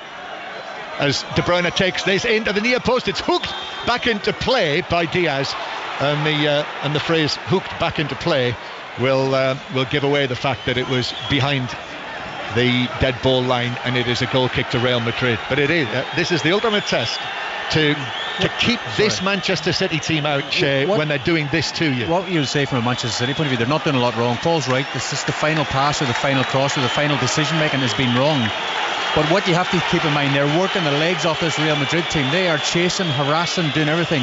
It's just a matter of time, in my opinion, that one of them's going to switch off and something will open up. If they keep pressing and pressuring them, I think they'll get a good chance. Alvarez as well warming up. Doku too.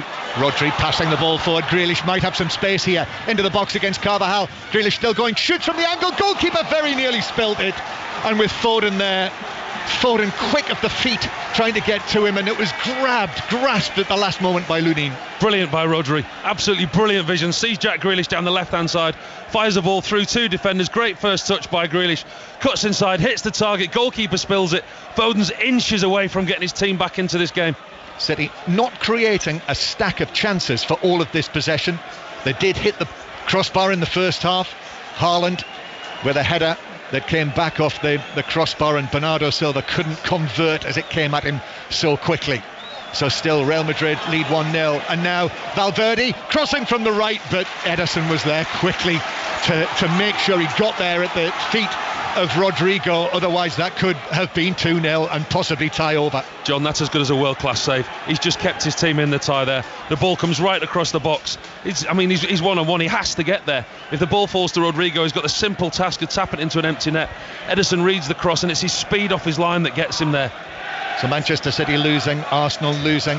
What about Rangers at Dundee, Gavin Wallace? Well, at this rate they'll be losing the title. It's Dundee 0, Rangers 0. Not much happening in the second half. Rangers looking very wasteful through the middle of the park and not really cutting Dundee open. No chances. I know Dundee 0, Rangers 0.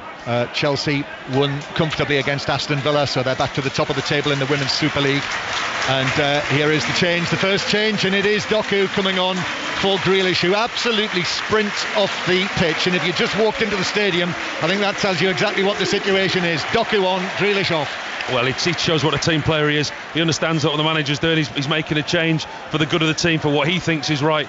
Great attitude from Jack Grealish. Doesn't walk off, doesn't go off at the nearest point. Straight off allows Doku to come on. It's an interesting change because for me, Doku is one of the old-fashioned out-and-out wingers. He will get the ball down. He'll run at his defenders. Grealish is fantastic in possession, cuts inside, creates chances, keeps the ball. But whereas Doku, he presents that real direct threat now. City have now got some real pace against Carvajal, who we know is already on a yellow card.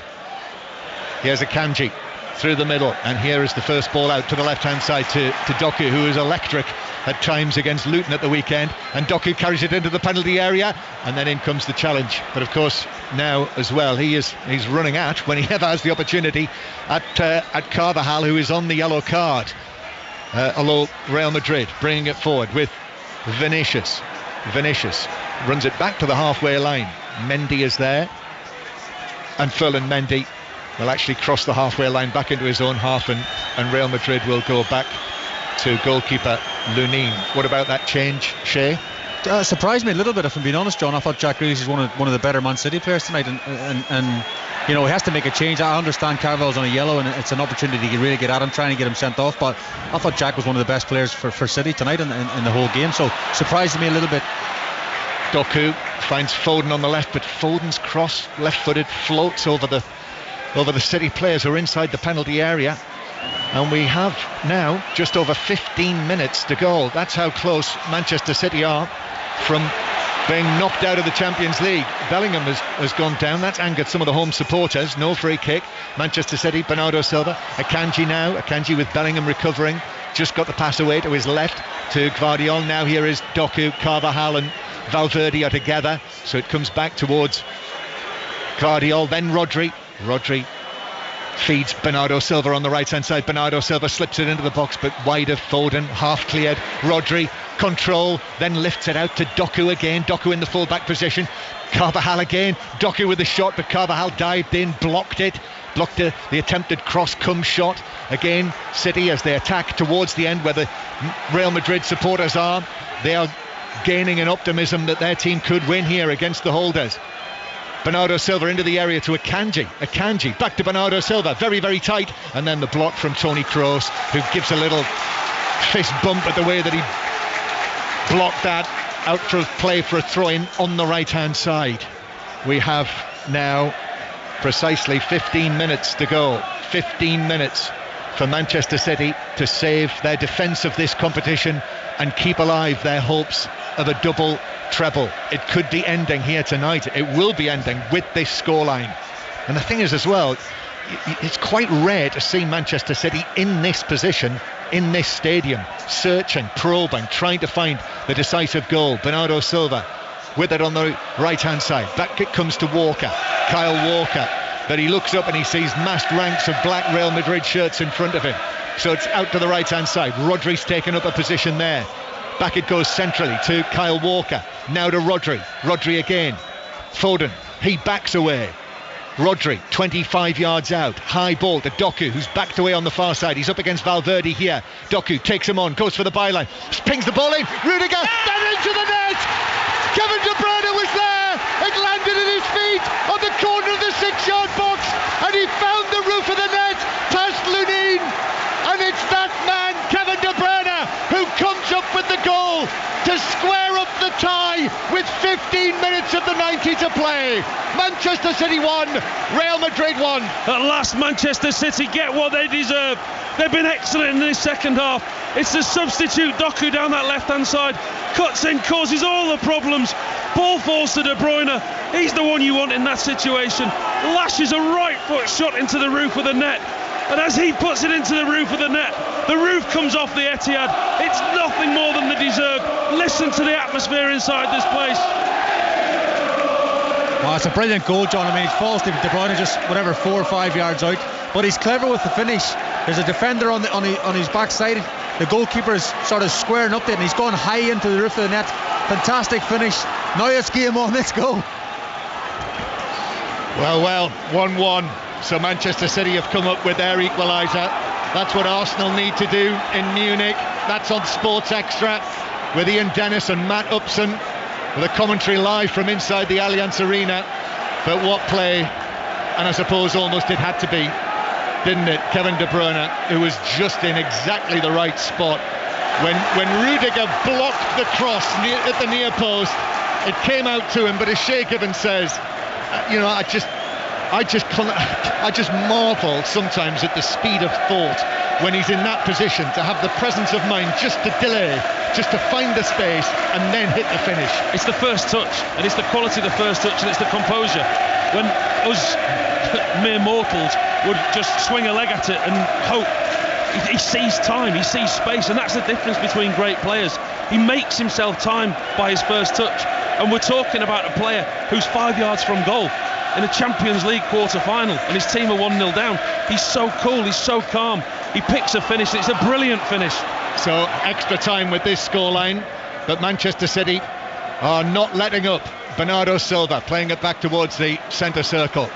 Oh, Kevin De Bruyne is the song that has been sung by the home supporters. Doku and Guardiola together on the left-hand side. Doku, change made by Pep Guardiola, and it was Doku's ball into the penalty area that brought the equaliser. Now Akanji right across the box. De Bruyne again onto his left foot, curls it just over the angle of post and bar. It just opened up from there, and I have to say, when he was in that position, that was a moment there where you thought, here's the second De Bruyne goal. Well, they can smell it now, Manchester City, can't they? They've been so dominant this second half, and they've not let up since the goal's gone in. And just watching the replay there, De Bruyne opens himself up, puts it in with his left foot, curling away to Lunin's right-hand side, and the goalkeeper actually makes a fantastic save. It's curling in with De Bruyne's left foot right into the top right-hand corner of the goal. It's given us a goal kick, but actually it's a fantastic save by the Real Madrid goalkeeper. That's remarkable that wasn't spotted. and Real Madrid are going to make a change. It's actually Rodrigo came to this side of the field, and he looked as though he'd been given the impression he was coming off, and he looked less than chuffed as well. But it's actually Toni Kroos, so it's one veteran midfielder for another, and Luka Modric gets the call. I think John is just trying to stop, Ancelotti's trying to stop this wave of attack after attack, get Modric on to try and get some control in the midfield, to try and get them up the pitch, because it's a matter of time. If it keeps going, I guess, before City get a second. De Bruyne is so close, and as Paul rightly says, a brilliant save from Lunin. It's a brilliant save, should be a corner, but again, City are pressing so hard. Modric on now, what a player he's been over his career as well, by the way. Yeah, doesn't start so often now. Of his 36 appearances this season, he's started 18 of them, so it's about half and half. The City now, you can hear the change, the transformation in the atmosphere as City win a free kick in the central third of the field. So it's a 1-1 here, set for extra time in Manchester, but Arsenal going out in Munich. So we're no closer to knowing who will go through from this tie, but certainly Manchester City now, with that goal coming and being scored in the 76th minute by Kevin De Bruyne. That was almost too late for comfort. And City now with Gvardiol, who turns away and flicks the ball via a deflection actually into the path of Modric, who flicks it forward the other way, but straight back to Manchester City. 10 minutes to go, Paul Robinson. They've really been in the ascendancy in this second half, City, and as we said, the goal's nothing more than they deserve, and you've got to give them credit because they haven't let up. They've not just retreated, allowed Real Madrid possession. They've kept the foot on the pedal, and they're attacking again, and listen, there's 10 minutes to go, and as you can hear by the fans here inside the Etihad, they believe that they can go on and win this inside the allotted time. Kevin De Bruyne has warmed up now, Paul, isn't he? He almost played a wonderful pass through there. It was just cut out by Nacho. De Bruyne again in the action. Akanji, then Rodri, back to Bernardo Silva. Bernardo Silva scampers after it, turns, sets off towards the penalty area. Rodri back to Diaz. Manchester City clearly now, they've got designs on winning this before the 90 minutes. That's how it appears. They're putting real pressure on Real Madrid. Doku then into the penalty area. It's worked all the way across. De Bruyne with a chance, but he's put it over the bar from 10 yards with his right foot, and he goes down onto his haunches. He turns, he puts his hands out as if to say, how did I miss that? I don't know how he's missed it, John. He won't get an easier opportunity tonight. It's down that left-hand side with Doku, and I think it's Akanji who plays it across the box. It's rolling across the box. Kevin De Bruyne is 11 yards out. Nobody around him. Side foot. He's got the goal at his mercy. Of all the people on the pitch you want in that position, it's Kevin De Bruyne. He leans back, side foots it, and puts it high and wide over the top of the goal. What an opportunity for Kevin De Bruyne. De Bruyne scores there, Shay. Manchester City are heading through. As Paul says, you don't want anybody else on the pitch to land to. It was easier than the goal he took, John, just to place it into the net, and he just leant back at that all-important moment and got underneath it and went over the bar, but a massive chance for City. I'm cursing for him now, talking about his speed of thought, but you can't win them all. Here's Diaz bringing it forward again. We've got 8 minutes to play. 8 minutes away plus added time from extra time. Bernardo Silva playing it back centrally to Diaz. Just a reminder, by the way, in case you weren't aware, that there is no away goals rule anymore. So if it is all square on aggregate at 90 minutes, it will be extra time. Here's Doku again on the left-hand side. Doku just carries it towards the penalty area, but then overhits it through for a goal kick. So, as I say, we are...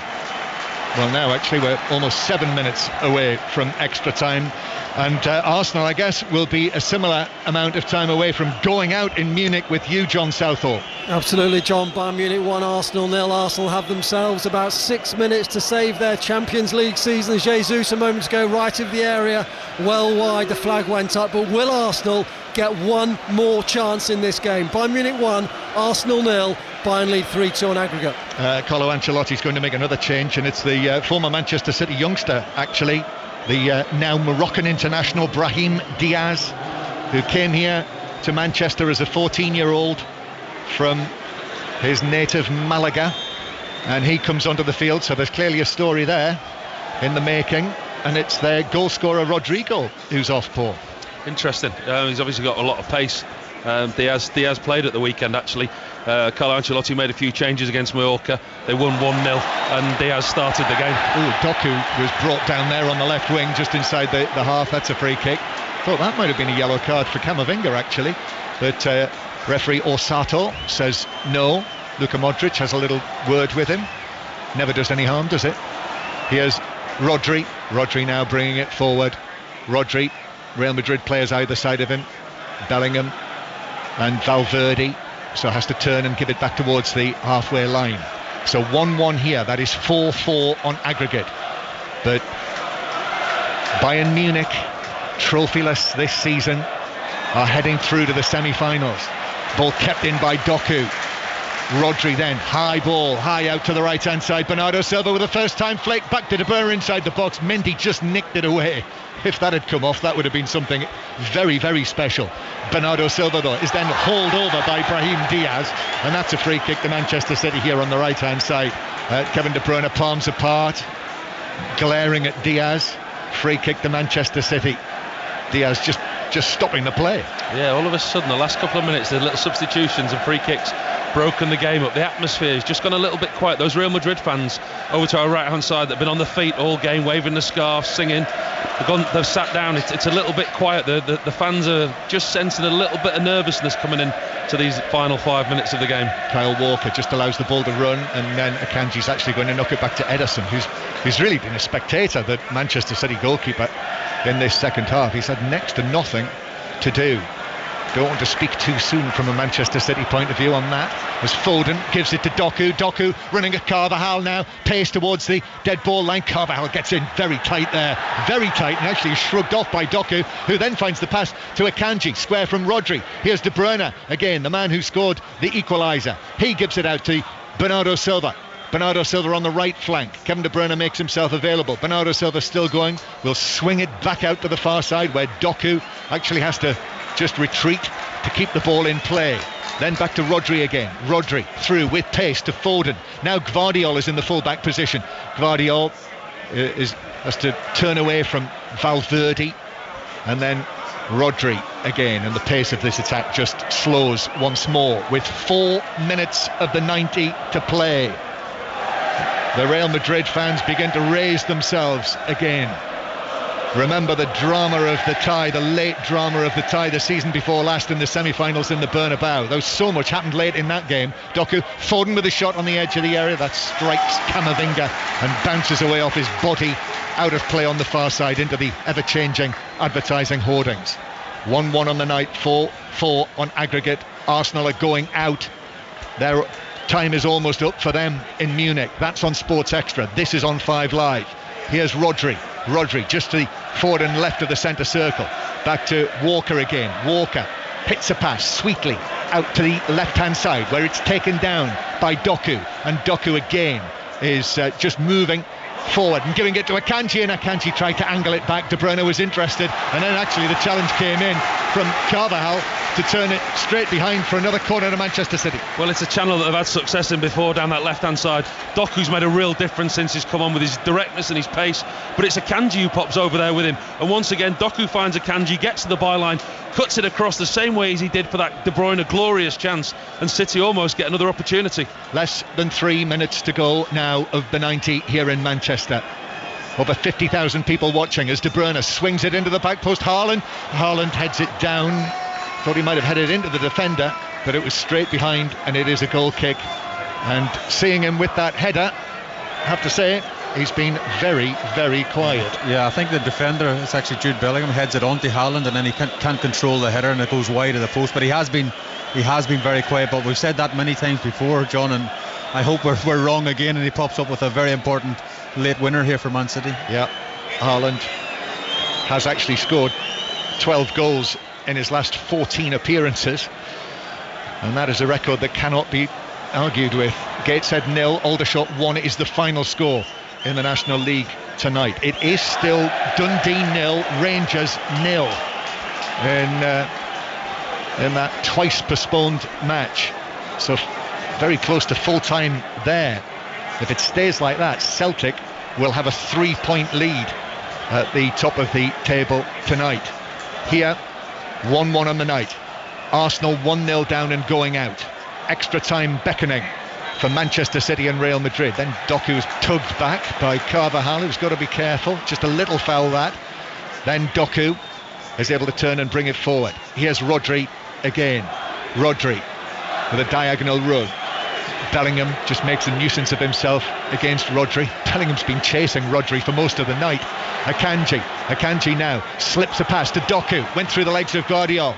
Doku into the penalty area, change of feet, bounces back, Modric inside the penalty area, and then it's passed away by Camavinga. Now Manchester City have got to be careful. Diaz brings the ball away, Rodri pulled it back, Rodri pulled down Diaz, and that is a free kick and a yellow card for Rodri. Clever, very, very clever, because Diaz was away.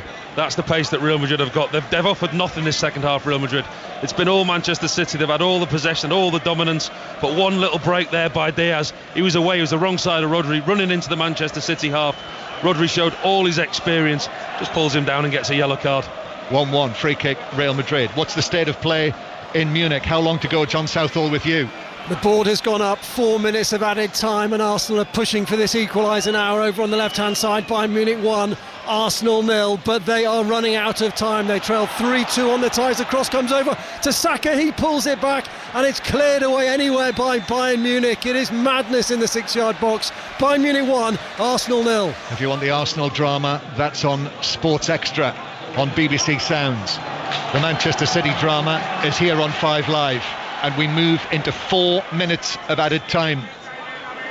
Just thinking of everything that happened in added time when these sides met in the Bernabeu 2 years ago.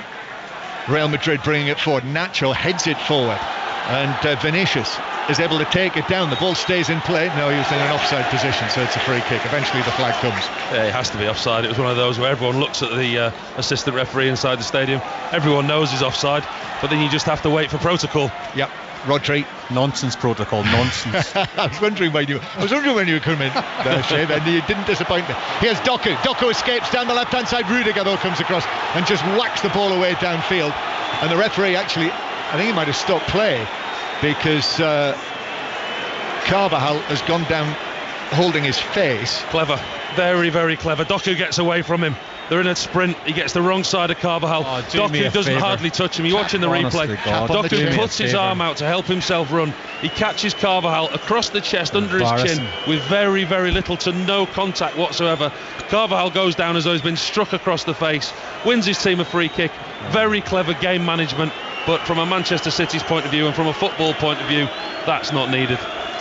Now Pep's raging with the fourth official as well. He's seen it as clearly time wasting, trying to slow the game. It's poor. Real Madrid do love a late goal. Here's Bellingham. Bellingham crossing from the right. Ederson watches that carefully, just drop into his orange gloves and then underarms it out. It's 1-1, 4-4 on aggregate. Extra time just a few moments away. Unless De Bruyne finds the pass through the legs of Carvajal. It went all the way to Doku, and Doku can now turn and head infield and run across the corner of the penalty area and pass it back to Rodri, who shoots weakly left-footed, and Lunin is able to scoop that up easily. Excellent again from Doku.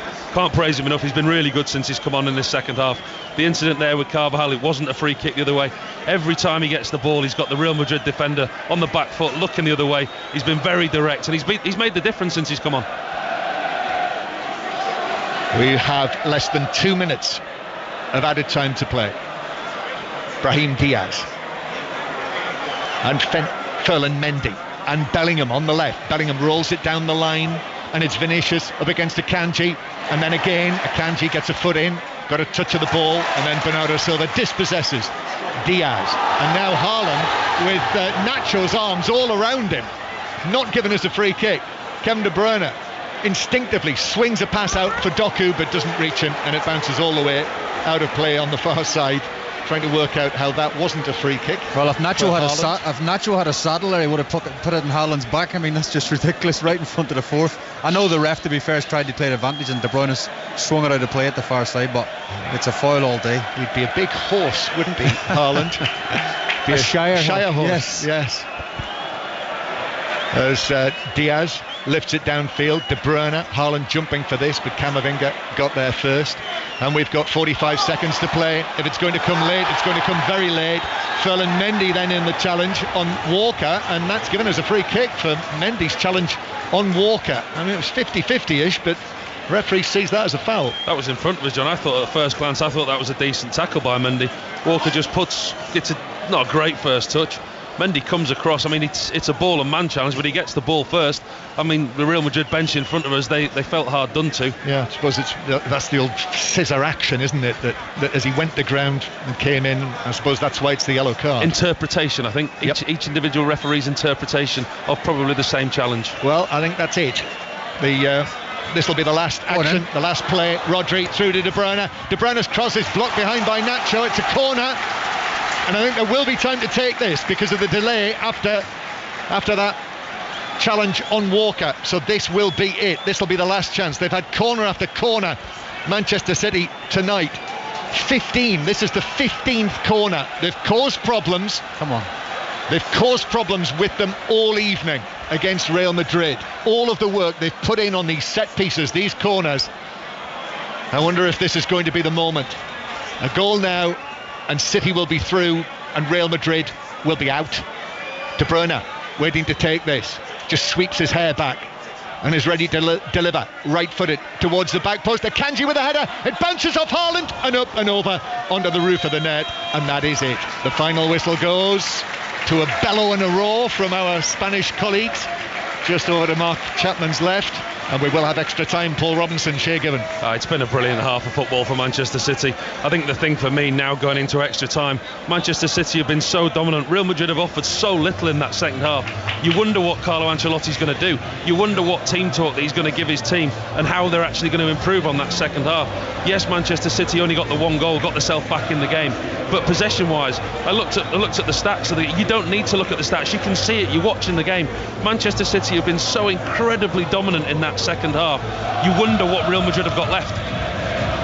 Wow, it's just been an unbelievable game again. I mean, it's 1-1, but City is one-way traffic the whole way. I mean, they had one or two breaks, Real Madrid's second half, but nothing major. It's just a shame that City aren't through without the extra time. But again, I think Ancelotti was desperate for that final whistle, so you have a miniature team talk on the pitch as we look on here, and these words now you can see Pep going around his team as well. So important to keep playing, keep moving, keep passing, because what you would say, City have ran the legs off Real Madrid. So I really think that there will be an opportunity, there will be an opening, because invariably one of these players are, from tiredness if nothing else, John, will switch off and they have to take the chance. I think Alvarez looks like he's coming on, he's got this top off, so maybe Pep's going to freshen up as well for extra time. So Manchester City 1, Real Madrid 1, extra time here, but Mark Chapman, it's all over in Munich. John Southall. It is, and Arsenal are out of the Champions League. Bayern Munich 1, Arsenal 0. They've lost 3-2 on aggregate.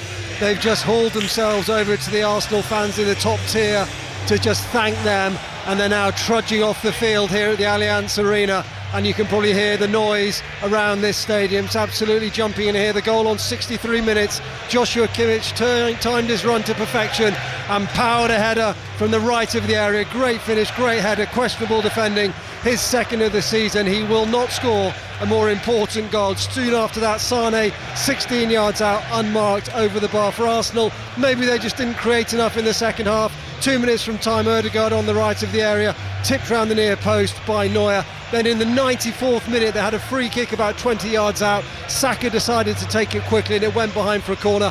I wonder if they should have taken their time over that one. But another quarter-final defeat for Arsenal. They've won 2 of 7 now. 2009, still the last time they reached the semi-final. So bitterly disappointing night for them and for their manager. They have now left the scene, and they've left it for Bayern Munich. Their season is still alive. They've beaten Arsenal by 1-0 here tonight in Bavaria, and they've won the tie 3-2 on aggregate. Try and get some reaction on before Gordon Smart. If not, it'll be on the Football Daily pod. Rangers had 2 games in hand on Celtic, beaten by Ross County on Sunday. They've had another poor night tonight. Gavin Wallace. More points dropped, and could that be Celtic handed the title? Who knows how it goes from here on in. Dundee 0, Rangers 0. The Glasgow side leggy, lacklustre and lacking a game plan. Bakayoko, though, Boateng, sorry, for Dundee, could have opened the scoring in 1 minute. His shot just flashed wide. James Tavernier with 2 excellent free kicks that just couldn't quite the mark as well. And Dundee pressed, but just hadn't have that cutting edge. But the big news tonight, Celtic 3 points ahead in the league, with them and Rangers now both having played the same. Let's see what happens. Dundee 0, Rangers 0. In the National League, Gateshead 0, Aldershot 1, puts Aldershot into the playoffs, knocks Halifax out. Aldershot have 1 to play, Halifax have 2 to play. There's just a point between them. Chelsea beat Aston Villa by 3-0 in the Women's Super League. Extra time about to start here at the Etihad, and Erling Haaland is off. John Murray. Erling Haaland substituted. I mean, he was feeling his hip as he walked off the field, but he has sat down, I think, in the dugout. There's a lot of people standing up there now, but I think he's taken his seat in the dugout rather than going down the tunnel, and Alvarez is on. Well, we were surprised, weren't we, in the Premier League game here against Aston Villa, when he left Haaland out of the team, and then we realised, you looked at the way Aston Villa play, the high line, Alvarez's pace, the ability to get in behind, and whether it's an injury to Haaland and not to Haaland, or whether it's along the same lines of thought, that Alvarez has got that pace, he's got that little bit of initiative, the intuitivity that he can get in behind, he can find little pockets, and he's a different player to Haaland. He'll stretch the Real Madrid back four, he'll run in behind, he's not the aerial threat, he's not the powerful threat, but he's a very different type of player. But that makes it 4 appearances against Real Madrid without scoring. The man who was the top scorer in the Champions League last season is no longer on the field. Haaland is off, Alvarez is on, the World Cup star for Argentina, and he himself actually has scored 5 goals in this campaign this season, 16 in all competitions, so he's certainly an able replacement. So extra time begins here in Manchester after a 1-1 draw in the 90 minutes, and a Real Madrid player has gone down. That's off Bellingham. The ball. Bellingham, I think he just collided with Diaz. They just came together, and the ball was in the fullback position, and Bellingham is down, and he's got his hand covering his face, and he's flat on his front, and the medical people are being called on immediately to go and see how he is. Well, I was going to say it was very innocuous, but actually when you're watching the replay... Did they bang heads? Yeah, they banged heads, but I think Ruben Diaz knew exactly what he was doing. The ball went back towards Ederson, and Bellingham just started his run to close the goalkeeper down, and Diaz used all his experience. He just stepped across the front of Bellingham and actually dropped his shoulder into his chest to block his run, and at the same time they inadvertently clashed heads, but I think Diaz knew exactly what he was doing, hence the reason that Jude Bellingham's now sat up moaning to the referee. And he's glaring at Diaz as well, isn't he? He knew what he was doing there, Diaz. I mean, it looked very, very innocuous from this distance, but actually we're fortunate enough to have the replay and you see it. The ball went back to Ederson, and Bellingham was going to go and close the back pass down, and Diaz just blocked him off. I'm just having a look to see if, well, they will be, won't they? VAR will be looking at this, and it's the top man who's the VAR tonight, Massimiliano Irati, who is considered to be the expert of experts, if there is such a thing, on VAR. And Bellingham is being booed off the field. You know, clearly the Manchester City fans haven't seen what we've seen, and are thinking that Bellingham's made more of that. But he's taking his time to recover. So play only just resuming now. Erling Haaland, by the way, just 21 touches tonight, the fewest touches of anyone in a Manchester City shirt. He's had one of those type of Erling Haaland games, hasn't he? Not a huge amount of involvement. Hit the crossbar in the first half, mind. Looked to threaten the box, hit the bar, but actually his interaction with the rest of the play wasn't there tonight. So Arsenal are out, and we wait to find out whether it's going to be Manchester City or Real Madrid. Here's Doku. Doku does well down the left, swings the ball across the penalty area. How no one at all got a touch on that. It's a wonder, and it's kept in by Bernardo Silva on the far side. He's been brilliant, Doku, really has, and he's got the making of Carvajal. He's got his number every time. He knows all he's got to do. Put his head down, put the turbos on and go around the outside. Yep, it's simple. It is simple. Just classic wing play, isn't it? Here's Bernardo Silva now on the right. Paul Robinson and Shay Given with us for the commentary here on 5 Live. We'll have more from Munich in due course. We'll hear from Mikel Arteta, but it is Bayern Munich who are through to yet another semi-final for them. Here's Doku on the left-hand side. Doku into the area, one way then the other, beats Valverde, but Carvajal is there in front of him. He turns, spins, takes on Carvajal again. He turns and spins again, and then very nearly runs the ball out of play, but keeps it in. To give him credit, Gvardiol then receives it from the Belgian, and it goes back towards the centre circle to Kyle Walker. Walker just looks up and then finds the pass to Kevin De Bruyne. Could have won it, Kevin De Bruyne. However, he did come up with the equaliser. Kevin De Bruyne, who has a brilliant record of goal scoring in the knockout stages. Rodri into the penalty area. Rodri up against little Modric, and then Rodri has to give it out to the far side. He did look extra little Modric there, didn't he? I like him. He's next to Rodri. I mean, Rodri's just a machine, isn't he? But Modric did look extra small next to him. The City have it again with Walker on the halfway line. Walker just turns and spins and takes it back towards the halfway line, where he gives it back to Diaz. That was Kevin De Bruyne's 13th goal of the 16 that he scored in this competition that have been in the knockout stages. Here is Diaz again. City forced all the way back towards the edge of their penalty area. Carlo Ancelotti has made 2 changes so far, so Rodrigo and Kroos no longer on the field. As De Bruyne, who's away over on the far side, uses Bernardo Silva. Now here is Akanji. Just 2 changes for Manchester City so far, with Alvarez and Doku coming on. And Alvarez in a central position. Here he is on the edge of the area, lays it off to Foden. Foden just puts his foot on it near the edge of the box. Rudiger was in front of him. A number of blocks we've seen from Rudiger, in fact including one that led to the goal. Doku now into the penalty area. De Bruyne, then Foden, shot goalwards, took a deflection, and then Mendy under pressure just turned and put it behind for a corner. They're all over the place at the moment, Real Madrid. You offer Carlo Ancelotti penalties right now, he takes them. They've got nothing to offer this Manchester City side. Normal service has been resumed since we started extra time. City have dominated possession, they've dominated territory, they're creating chance after chance, and Real Madrid just don't have an answer to them. Manchester City now attacking towards the family stand. Stadium, of course, still absolutely packed. Some Manchester City fans just twirling their scarves in the corner where De Bruyne is going to take this right-footed out-swinging corner, which is delivered now and is headed away. Diaz was after it for Manchester City. It's cleared away to the edge of the box. Brahim Diaz does well, actually charges down the clearance, but excellent work from Ruben Diaz to win it back for Manchester City. Now Alvarez on the left-hand side. Alvarez to Doku, looks over both shoulders and then uses Gvardiol, who's behind him. Alvarez on the left flank, and the Argentine just takes it infield and then puts his foot on it, and Gvardiol twisting against Bellingham. Doku, very tight quarters, and then back towards the halfway line. Pep Guardiola just gives an instruction there. He wants that pace, he wants the pace in the movement and the passing for Manchester City. Kyle Walker then low and through the middle to Alvarez, back towards Rodri, then out via Foden to the right hand side. Here's Kevin De Bruyne, that's charged down, comes out to Akanji, stretches it goalwards, and it should bounce to the goalkeeper Lunin. It does, as he runs left to right across his penalty area. Well, that was a perfect example of the 2 different players that Alvarez and Haaland are. Alvarez there, he's got to be careful not to drift into wide areas and take up other positions of other players. He needs to stay as that 9 as a focal point.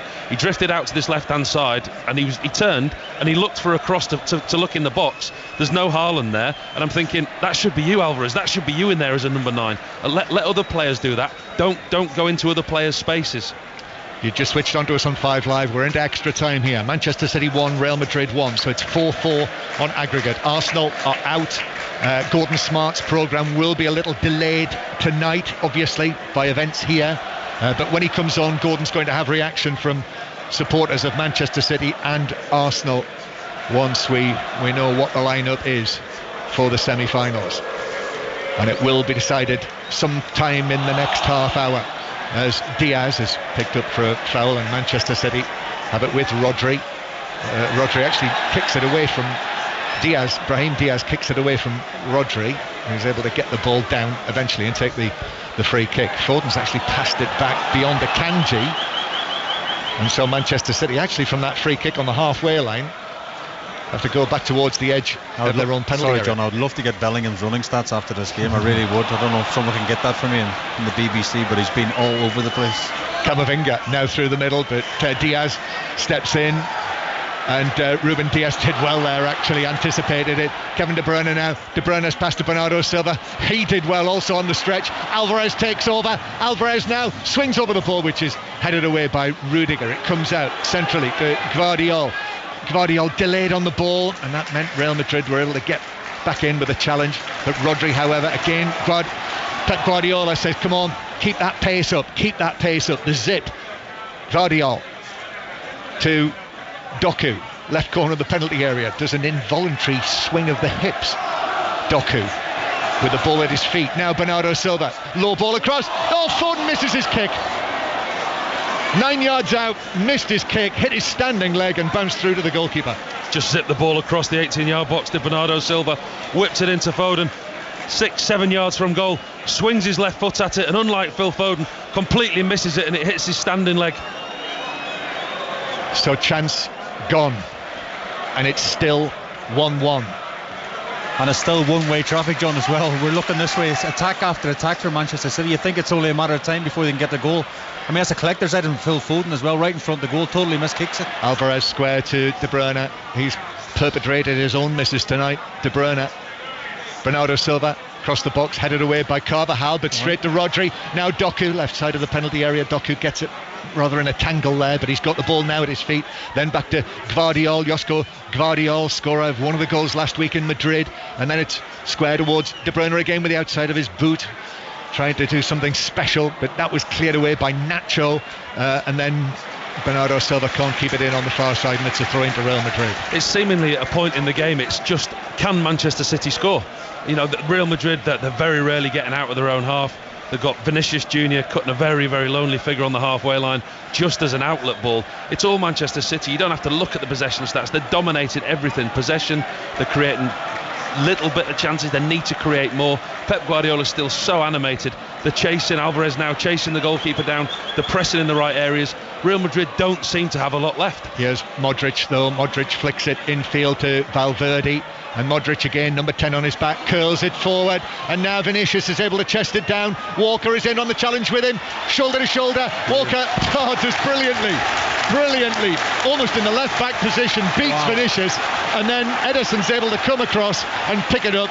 That's as good a piece of fullback play as you'll ever see. Unbelievable. You won't see a better fullback in world football. And Vinicius Jr., one of the best players in the world, don't forget as well, John. And Walker once again showed him the pace, the power and the strength right at the end, let it run through Ederson. Brilliant defender from Walker, brilliant. Super moment. Remains 1-1. 5 live from the BBC. Champions League drama. Manchester City dominating possession as they have done almost throughout the match. Doku now again receives it into the penalty area, shoots low and it hits Rudiger. He was trying for the shot through the legs, not unlike the goal that he scored against Luton at the weekend, but it was deflected behind corner again. Cuts on his right foot, just tries to thread a shot, doesn't he, through that very, very crowded 6-yard box. Real Madrid defender gets a block on it. Lucas Vazquez is waiting to come on, another of the... Vinicius Jr.'s coming off, I think. And Vinicius Jr. has actually sat down in the half. Whether he did something when he was running through against Kyle Walker, I'm not sure. And as he gets to his feet, he's leaving the field, which will be a worry for Real Madrid because they play Barcelona on Sunday in El Clasico, even though they've got this healthy lead at the top of the Spanish league. And referee Orsato is trying to get him off the field, and if anything he's slowing down rather than speeding up, and I think he's saying I can't go any faster, I'm injured. He did say they'd take penalties, and it's seemingly like that. Vinicius Jr. there, I mean we're getting another replay of that piece of defending by Kyle Walker. That is everything that we talked about, and that's the whole reason that Pep Guardiola wanted him fit for this game. The pace, the power, the reading of the game. It was an incredible piece of defending by Kyle Walker. Play will resume with the City corner, which is taken by Foden from the left this time. De Bruyne gets there first after it's cleared away on the edge of the penalty area. This one, a change of plan. That most recent corner didn't crowd the goalkeeper. And then in comes De Bruyne with the ball. Lunin comes, just punches it away, flaps it away one-handed to the feet of Doku. And Doku now racing at Lucas Vazquez. Left foot cross too close to the goalkeeper, who's able to catch it. And we've got, I reckon, Paul, 2 minutes, just over 2 minutes of the first half of extra time to go. The time's flown, hasn't it? I mean, the game's so engrossing, you can't really take your eyes off it for a minute. Whether it's Manchester City pressing or creating chances, the time's absolutely flown by. Foul committed on Jude Bellingham, who's taken a few, I must say, tonight. Kevin De Bruyne with the latest foul, and it's a free kick to Real Madrid. Clever again, though. It's clever, very clever. Jude Bellingham puts his body in a place where he knows Kevin De Bruyne is running, wins his team a free kick, again stops Manchester City's momentum, breaks up the flow. And I agree with you, as a neutral, I did think I'm quite happy to watch another half hour of this. And even though it's not had the absolute thrills and spills of many of the ties in these quarterfinals, as the ball's played in by Brahim Diaz to Lucas Vazquez, who's into the Manchester City half. Camavinga now takes over. Mendy's an option on the far side as Real Madrid stage a rare attack. Here's Luka Modric. There is still, I'm sure, life in that old dog yet. Modric, Manchester City have got to be careful with him. It comes to Brahim Diaz on the right hand side, who was on loan at Milan for the last 3 seasons, and then Modric, still the fair long hair down the back of his neck, and then Rudiger on the halfway line, and Modric again, and Modric curling one forward for Brahim Diaz as we approach the final minute of the first half of extra time. But it breaks down and Doku's able to take it away from Diaz, and Doku now infield to Rodri on the square from him, De Bruyne, now to Bernardo Silva, right corner of the penalty area, then back to Kevin De Bruyne again with Walker arriving. De Bruyne is able to find him, and then De Bruyne again, but Real Madrid are now back in position again in their defensive ranks. So Kevin De Bruyne, once again, they've exchanged passes, Walker and De Bruyne, on several occasions, and there they do it again, passing to one another 10 yards apart, and De Bruyne then with the pass, more positive, to Bernardo Silva, and the cross from the right as the challenge came in on him, that has taken it behind, actually carried it behind, so it is a goal kick to Real Madrid. Fitness levels on show tonight have been incredible from these Manchester City players. The intensity, the way that they press in and out of possession from minute one all the way to now, there's been no drop in intensity whatsoever. There's only one team that'll be enjoying watching this, and it's Chelsea for the weekend. Yes, yeah, both FA Cup semi-finals, 5 Live the place to listen to them. 5:15 start on Saturday, and Chelsea against Manchester City. So goal kick to the halfway line, 2 minutes of added time at the end of this first period of extra time. Lucas Vazquez now to Brahim Diaz, and Brahim Diaz forward to Bellingham, and Bellingham's going to get there first and cross into the body of Ruben Diaz, and it bounces out and behind for what is Real Madrid's first corner. So City have had all of the corners that they've had, 17 of them, not being able to find a way through with them, and Real Madrid now have their very first one in added time of the first period of extra time, and Modric is there in amongst a gaggle of substitutes. Modric takes this to the back post, and it's headed away by Walker, comes out to Brahim Diaz, he tries to curl one in, that was blocked by Bernardo Silva, it's whacked across from the left hand side into the penalty area, but Manchester City are able to clear.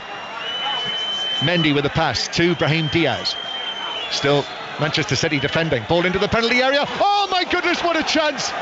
Inside the box, Rudiger was still up there, it was missed by Akanji at the near post, and with his left foot, a swish from Rudiger that was narrowly wide.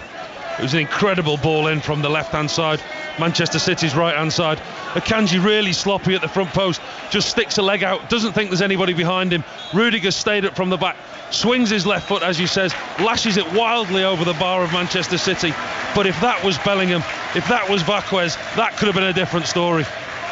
That could have been big trouble. Oh, it's a big let-off, John, right at the half-time. The whistle's gone here for the half-time with extra time, but I think he's got his toe at the end. Rudiger's hit his toe. If it hits his laces, I think it's a goal. It's a brilliant chance, and to be fair, you mentioned it's the first corner, but they nearly had to pay for that right on half-time, but they got away with it. They're still in the tie. Half-time in extra time, so an animated Pep Guardiola is back amongst his players, and a rather lugubrious Carlo Ancelotti just wanders in amongst his. 1-1 at the break in extra time. Mark Chapman.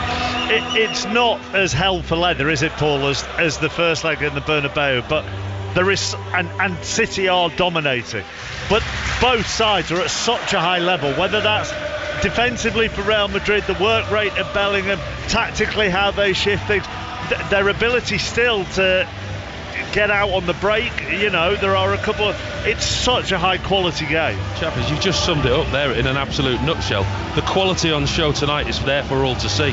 And actually, when you're watching both these two teams, from minute one, Real Madrid's game plan has been there for all to see. They've executed it perfectly well after getting the early goal. They've tried to hit City on the break. City have been dominant in possession, but they've not been gung-ho. They've not had a whole host of chances.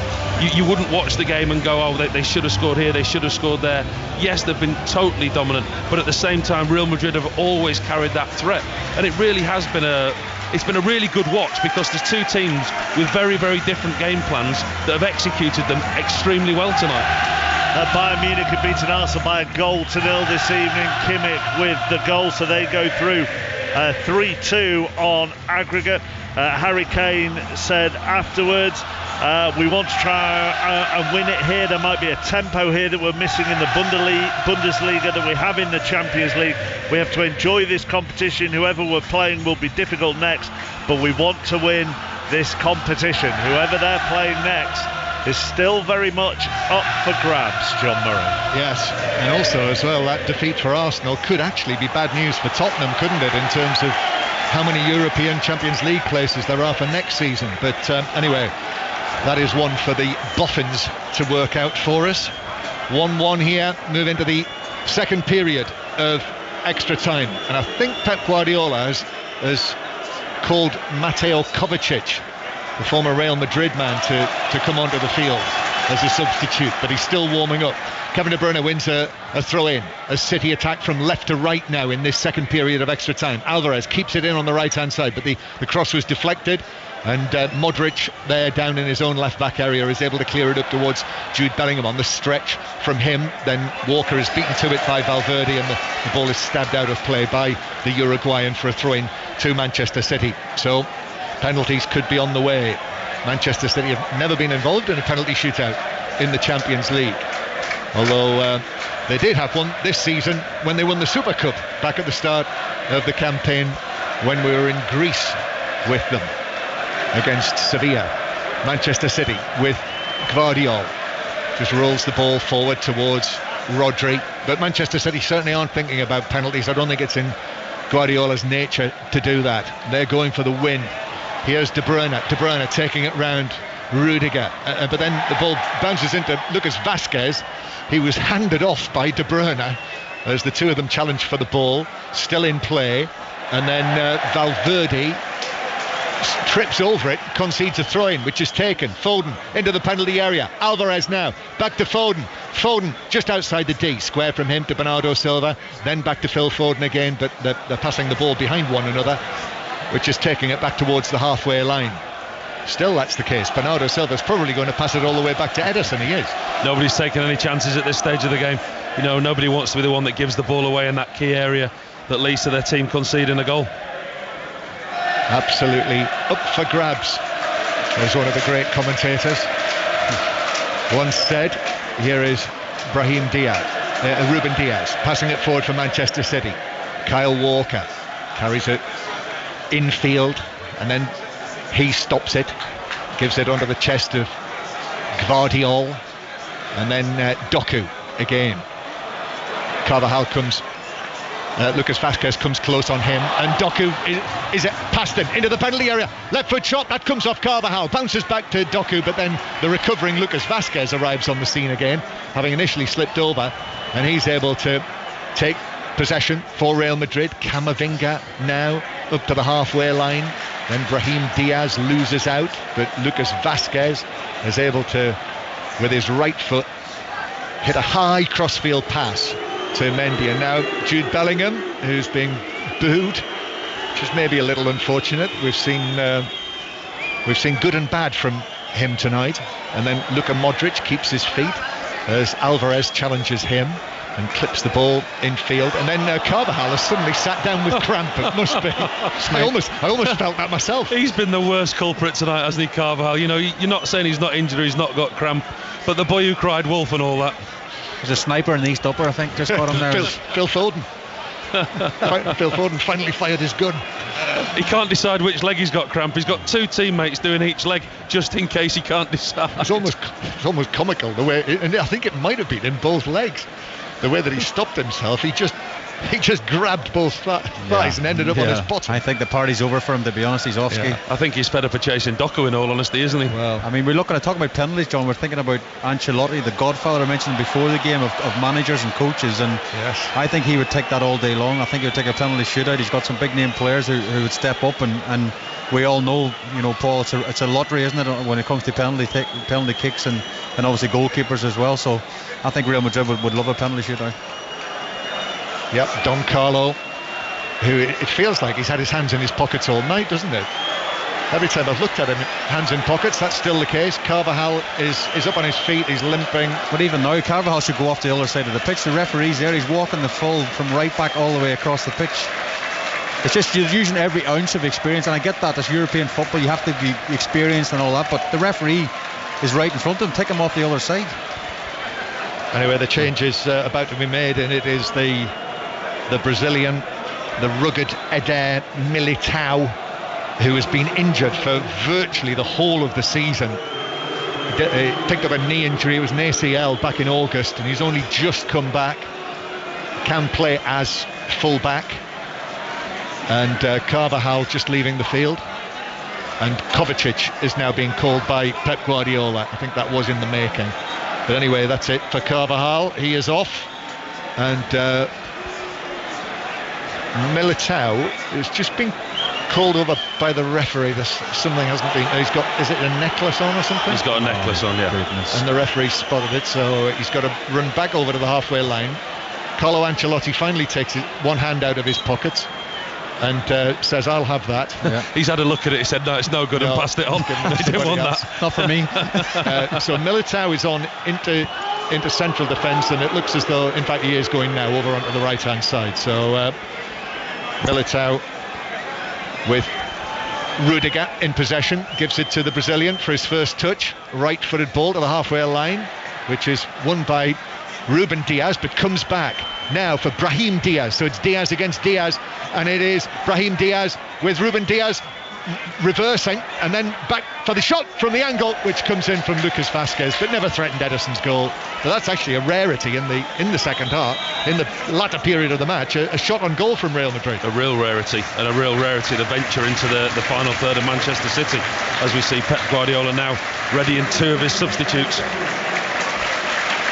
And that's it for Kevin De Bruyne. Well, I wasn't necessarily expecting that. So Akanji and Kevin De Bruyne are off. John Stones is on, and Kovacic into the midfield. So we know the score with John Stones. That'll be a straight swap. But Kevin De Bruyne, I mean, they obviously are conscious. Pep Guardiola is conscious of the injury issues that he's had this season. Recently had a groin injury, of course, which kept him out for a period last month, so he's had to go off. Yeah, and just looking where Kovacic has gone, and he looks like he's dropping a little bit deeper than De Bruyne did. Not quite as much alongside Rodri, but it's just as they give away a free kick now, Real Madrid have got an opportunity halfway through in Manchester City's half for Modric to deliver. So there'll be no De Bruyne for the penalties either, if it comes to that. So we've got 7 minutes to play. Manchester City 1, Real Madrid 1. Modric with this free kick, which he curls in, but it's headed away by John Stones straight into the action. Brahim Diaz, now Vazquez again. Lucas Vazquez slips it forward into the penalty area, but all the way through to Ederson. He slides out to gather. Showing a little bit of life, Real Madrid, aren't they, in the last 3 or 4 minutes? All of a sudden, they're a bit like two heavyweight boxers in the 12th round, aren't they, who both know that they're not quite over the line, that they need a few more points to get over the line. Which is a worry for Manchester City, because I've seen this scenarios, I'm sure you have, many times, when you see a team dominating the possession like this. And here we are at this stage of the game. But Kovacic could be in as the ball is slipped through to him by Doku, but excellent defending by Rudiger again, who, it must be noted, has had a very good night, the former Chelsea man. Corner. Both Rudiger and Nacho, the centre-half pairing for Real Madrid, they stood firm for so long in the game before De Bruyne broke the deadlock. And again in the extra time period, the back four with Militao involved now, they've done so well. Yeah, very often in central defence there is no substitute for experience. Corner from the left-hand side. Foden to take this. An out swinger, which Diaz was after, Ruben Diaz, but it was headed away by Real Madrid. Walker to Bernardo Silva, a flick from him as Manchester City attack again. Rodri with the cross to the back post, just headed down and away by Militao, and then a free kick given for a challenge on Brahim Diaz on the edge of the penalty area. Free kick Real Madrid. He was just clever there, the Real Madrid defender. Bernardo Silva just about to pull the trigger, just put his body on the line, and then Bernardo Silva ended up kicking the defender instead of the ball. 1-1, Manchester City 1, Real Madrid 1. Penalties are just over 5 minutes away. Mendy back to Nacho, takes the ball back into his own penalty area and passes it back to Lunin, who clears.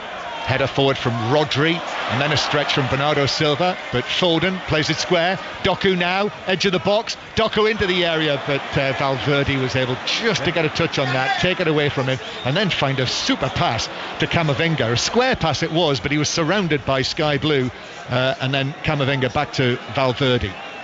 Mendy, he loses out with a challenge on Bernardo Silva. Bernardo Silva now takes it away from Doku, and then he holds off Camavinga, and then Modric comes in, takes his legs away, and the referee says no free kick. Got the ball. Pep Guardiola is furious. He's almost walked across the technical area. Play continues though. City have got it back. Foden with a touch on the edge of the box. Alvarez trying to turn. Bellingham puts in the challenge. Bellingham gets the ball. Rodri takes over for Manchester City. Now Bernardo Silva onto his left foot, trying to find a position. Square to Rodri. He stabs it into the box. Nacho steps in, and it's scrambled away. Back to Manchester City though. Alvarez again. Football almost at walking pace now. Rodri tried to slip the ball through the legs of Modric. Then back to Rodri, and it is now officially walking pace as Doku, little pass into the box to Foden. The ball stationary inside the Real Madrid box as Alvarez comes in field, and then a left-footed ball into the area is cleared away towards the halfway line. What a strange passage of play. You described that perfectly well. Manchester City were really intricate possession around the edge of the box, and it all of a sudden just seemed like they run out of ideas. Rodri and Bernardo Silva and Doku, they just stood on the ball and started passing the ball to one another 12 yards from goal. Yeah, but shoot, Paul, you don't buy a raffle ticket, you won't win the raffle. Have a shot there inside the box. Bernardo Silva, let it go. We're still not sure about this goalkeeper. Let's test him. Stones to Foden. Now Rodri in the full-back position. Rodri against Mendy, left-footed cross towards the back post. That's headed up and away by Militao, headed back into the box by Ruben Diaz, cleared away by Nacho on the edge of the area. Watch out, Manchester City, watch for the counter-attack for Real Madrid. Bellingham's leading it, Bellingham's ball across. Guardiola had to be careful there, but he did well actually. He was off balance, but was able to get the challenge in on Lucas Vazquez, but in doing so, and he did twist as he made that challenge, he's hurt himself. Yeah, he looks genuinely hurt, does Guardiola there. It was a real opportunity for Real Madrid on the break, and he does so well, does Guardiola. He's got Vazquez on his right hand side, he's not looking, he's on his blind side. Guardiola slides in, and I think he just catches him with his knee. He's up and now, and he looks alright. Yeah, he is. He's okay. He sort of collided with Lucas Vazquez after he nipped the ball away. 3 minutes to go until penalties, to decide whether it is the holders who will go through to the semi-finals to play Bayern Munich, who've knocked out Arsenal tonight. If you've just switched on, Bayern Munich winning 1-0, Joshua Kimmich scoring the goal. So Bayern are waiting for the winners of this tie, either the holders or the record 14 times winners Real Madrid. As Nacho does very well to take the ball away from Walker. Walker can't catch Nacho now, you wouldn't have thought, although he's racing back into position, and he does get into position because Nacho wasn't quite sure where to go with that. Mendy now takes it on the edge of the area. Mendy, left-footed cross. Guardiola had to make that header. He did though against Lucas Vazquez. Doku loses out to Modric, and Modric's cross is drifting away harmlessly over the 6-yard box for a goal kick. Yeah, even though Modric has come on, he looks as tired as the rest of them there, and he just ran out of steam. He just put his right foot at it, went over Ederson's bar. Manchester City, the last bit of steam, is it? There's a little bit of possession on the halfway line now. One last attack. As Foden is withstanding a challenge from Modric. Did well. I thought he was down there, but he was back up. Here's Kovacic, the former Real Madrid man, to John Stones, who tried to find a way through on the edge of the D. But Modric rolls it into the path of Brahim Diaz. It's almost 3 against 2 here. Walker puts in the challenge on Brahim Diaz. He's able to get a touch on the ball, but Lucas Vazquez as well, and Camavinga, and Bellingham now. And now Brahim Diaz on the right-hand side of the penalty area, into Bellingham. In comes the challenge, and the ball bounces wide and behind. And the referee says that was a foul by Bellingham on Kovacic, and it's a free kick to Manchester City. Great defending by Kovacic at this stage of the game. Read it really well, tracked Bellingham run for run, stride for stride, got in front of his goalkeeper and won his team a free kick. Had the feel there, Shay, that might have been Real Madrid's moment. I mean, I think Paul mentioned it before, you've got to give both sets of players credit. I mean, in the last minute of extra time, the Real Madrid are committing players forward, the City players are tracking back. The work rate and yes, 1-1, but just the levels of fitness and the work rate from both sets of players is unbelievable. If you just switched on for Gordon Smart on 5 Live, he'll be along shortly, but first of all we'll find out whether Manchester City or Real Madrid will be going through to the semi-finals of the Champions League. And now Foden is off on a sharp run into the area, and then the shot from Alvarez, but it's straight at Lunin from the angle, right side of the box, but straight low at the goalkeeper, who is able to handle it well. Sharpest that Foden's looked at in the 120th minute of the game. Finds Alvarez on a diagonal. He's at a really tight angle. He hits the ball straight at the goalkeeper, and this is looking like it's heading to penalties. Yep. 20 seconds to go. Manchester City have had 87 touches in the opposition box to Real Madrid's 12. 87-12. And again, that's just another couple of figures that underline the dominance that Manchester City have had. But just 1 minute of added time at the end of the 30 minutes, and it looks as though it's going to be penalties to split them. How many times have we said it, John, about Real Madrid, but just somehow getting the job done, getting the draw here, getting the penalties, and maybe getting into the semi-final. Ancelotti, Real Madrid, the history in this tournament, they just get results from nowhere, really. That's what Real Madrid have done from the very outset in this competition. Here's Doku, though. Manchester City, the new force. Doku on the left-hand side does well, beats Vazquez, then crosses, but it bounces back into Doku and through for a goal kick. Right in front of those Real Madrid fans in the 3 tiers in that stand to our right. Many of those who we see inside the Bernabeu, who wear white behind the goal at one end. Many of them, I'm sure, are here today, dressed accordingly. And for one final time, Pep Guardiola claps for the crowd. But I think the whistle's about to go, and this quarter-final is going to be decided on penalties. Lunin waiting to take this goal kick. Here it goes, and there goes the whistle from Daniele Orsato, and it will be decided on penalty kicks whether it is Pep Guardiola and the defending champions Manchester City, or Carlo Ancelotti and his Real Madrid team that will go through to the last 4. Paul Robinson. Well, it's been a treat, hasn't it? An absolute fantastic watch, and we hope a fantastic listen as well. It's been a pleasure to be here. We've seen Real Madrid come here with a game plan set up, be really hard to beat, be resilient, in a similar way that Arsenal did the other week. We saw Arsenal come here with a game plan, defended extremely well, frustrated Manchester City. Rudiger and Nacho, the 2 centre-half pairing for Real Madrid, have been excellent all night. City, as we'd expect at home, dominated possession, just couldn't find the key to the door until De Bruyne did late on in the game. Doku came on as a substitute, did extremely well, changed the game, carried a huge threat down that left-hand side. A lot of City's best work and chances came from down there, but they just couldn't break down this Real Madrid wall. I mean, it would have been unfair for a winner on the balance of play, balance of shots, the balance of possession. City won the game by a long way, but you don't win the game by keeping possession, and Real Madrid's game plan tonight wasn't to dominate possession. No, more to come from Shay in a moment, but after extra time, Manchester City won, Real Madrid won, so 4-4 on aggregate. Penalties coming shortly, Mark Chapman. And Bayern Munich wait for the winners in the semi-finals. They beat Arsenal by 1-0 tonight to go through 3-2 on aggregate. Dundee and Rangers drew 0-0 in the Scottish Premiership. Chelsea beat Aston Villa 3-0 in the Women's Super League. Aldershot 1-0 at Gateshead in the National League to go into the final playoff spot. Do you think both teams just picked the 5 players who've got the least amount of cramp? Well, Carvajal won't be definitely taking a penalty anytime soon, even in training the next couple of days. But yeah, I mean, City deserve to go through. But again, like this Real Madrid team, Mark, you said before the game, the players on show, the history of this football club, Real Madrid, the manager Ancelotti, they just have a knack, of a will, have a desire not to get beaten. And again, they've shown that tonight. But you know, Pep's having the big huddle at the minute as we sort of look down onto the pitch. I'm not sure what he's saying to them, how they can inspire them anymore, but I suppose pick a corner, pick a side and commit to that and hopefully get the job done. But as I said to Paul, it's a lottery now at this stage. There's a real contrast at the moment, isn't there? There's a huge huddle that City are in, backroom staff, subs, Pep Guardiola talking to them all. The Real Madrid players who finished the game are already in the centre circle. I'm not sure Carlo Ancelotti has actually said a lot. Not so sure what you can say at this point other than about your penalty takers. Pick your penalty takers, which they've clearly already done. The Manchester City team huddle, they're with the backroom staff and everybody together. Yes, understand it, get it completely, but I'm not sure what it achieves at this point. You've got to get your team together, focused on the job. You know, the backroom staff and everybody else, you see the togetherness, but what really matters are the 11 that are left on the pitch, mainly your goalkeeper and your penalty takers. And remember, Haaland and De Bruyne and Grealish, who all started, they are all off at the moment.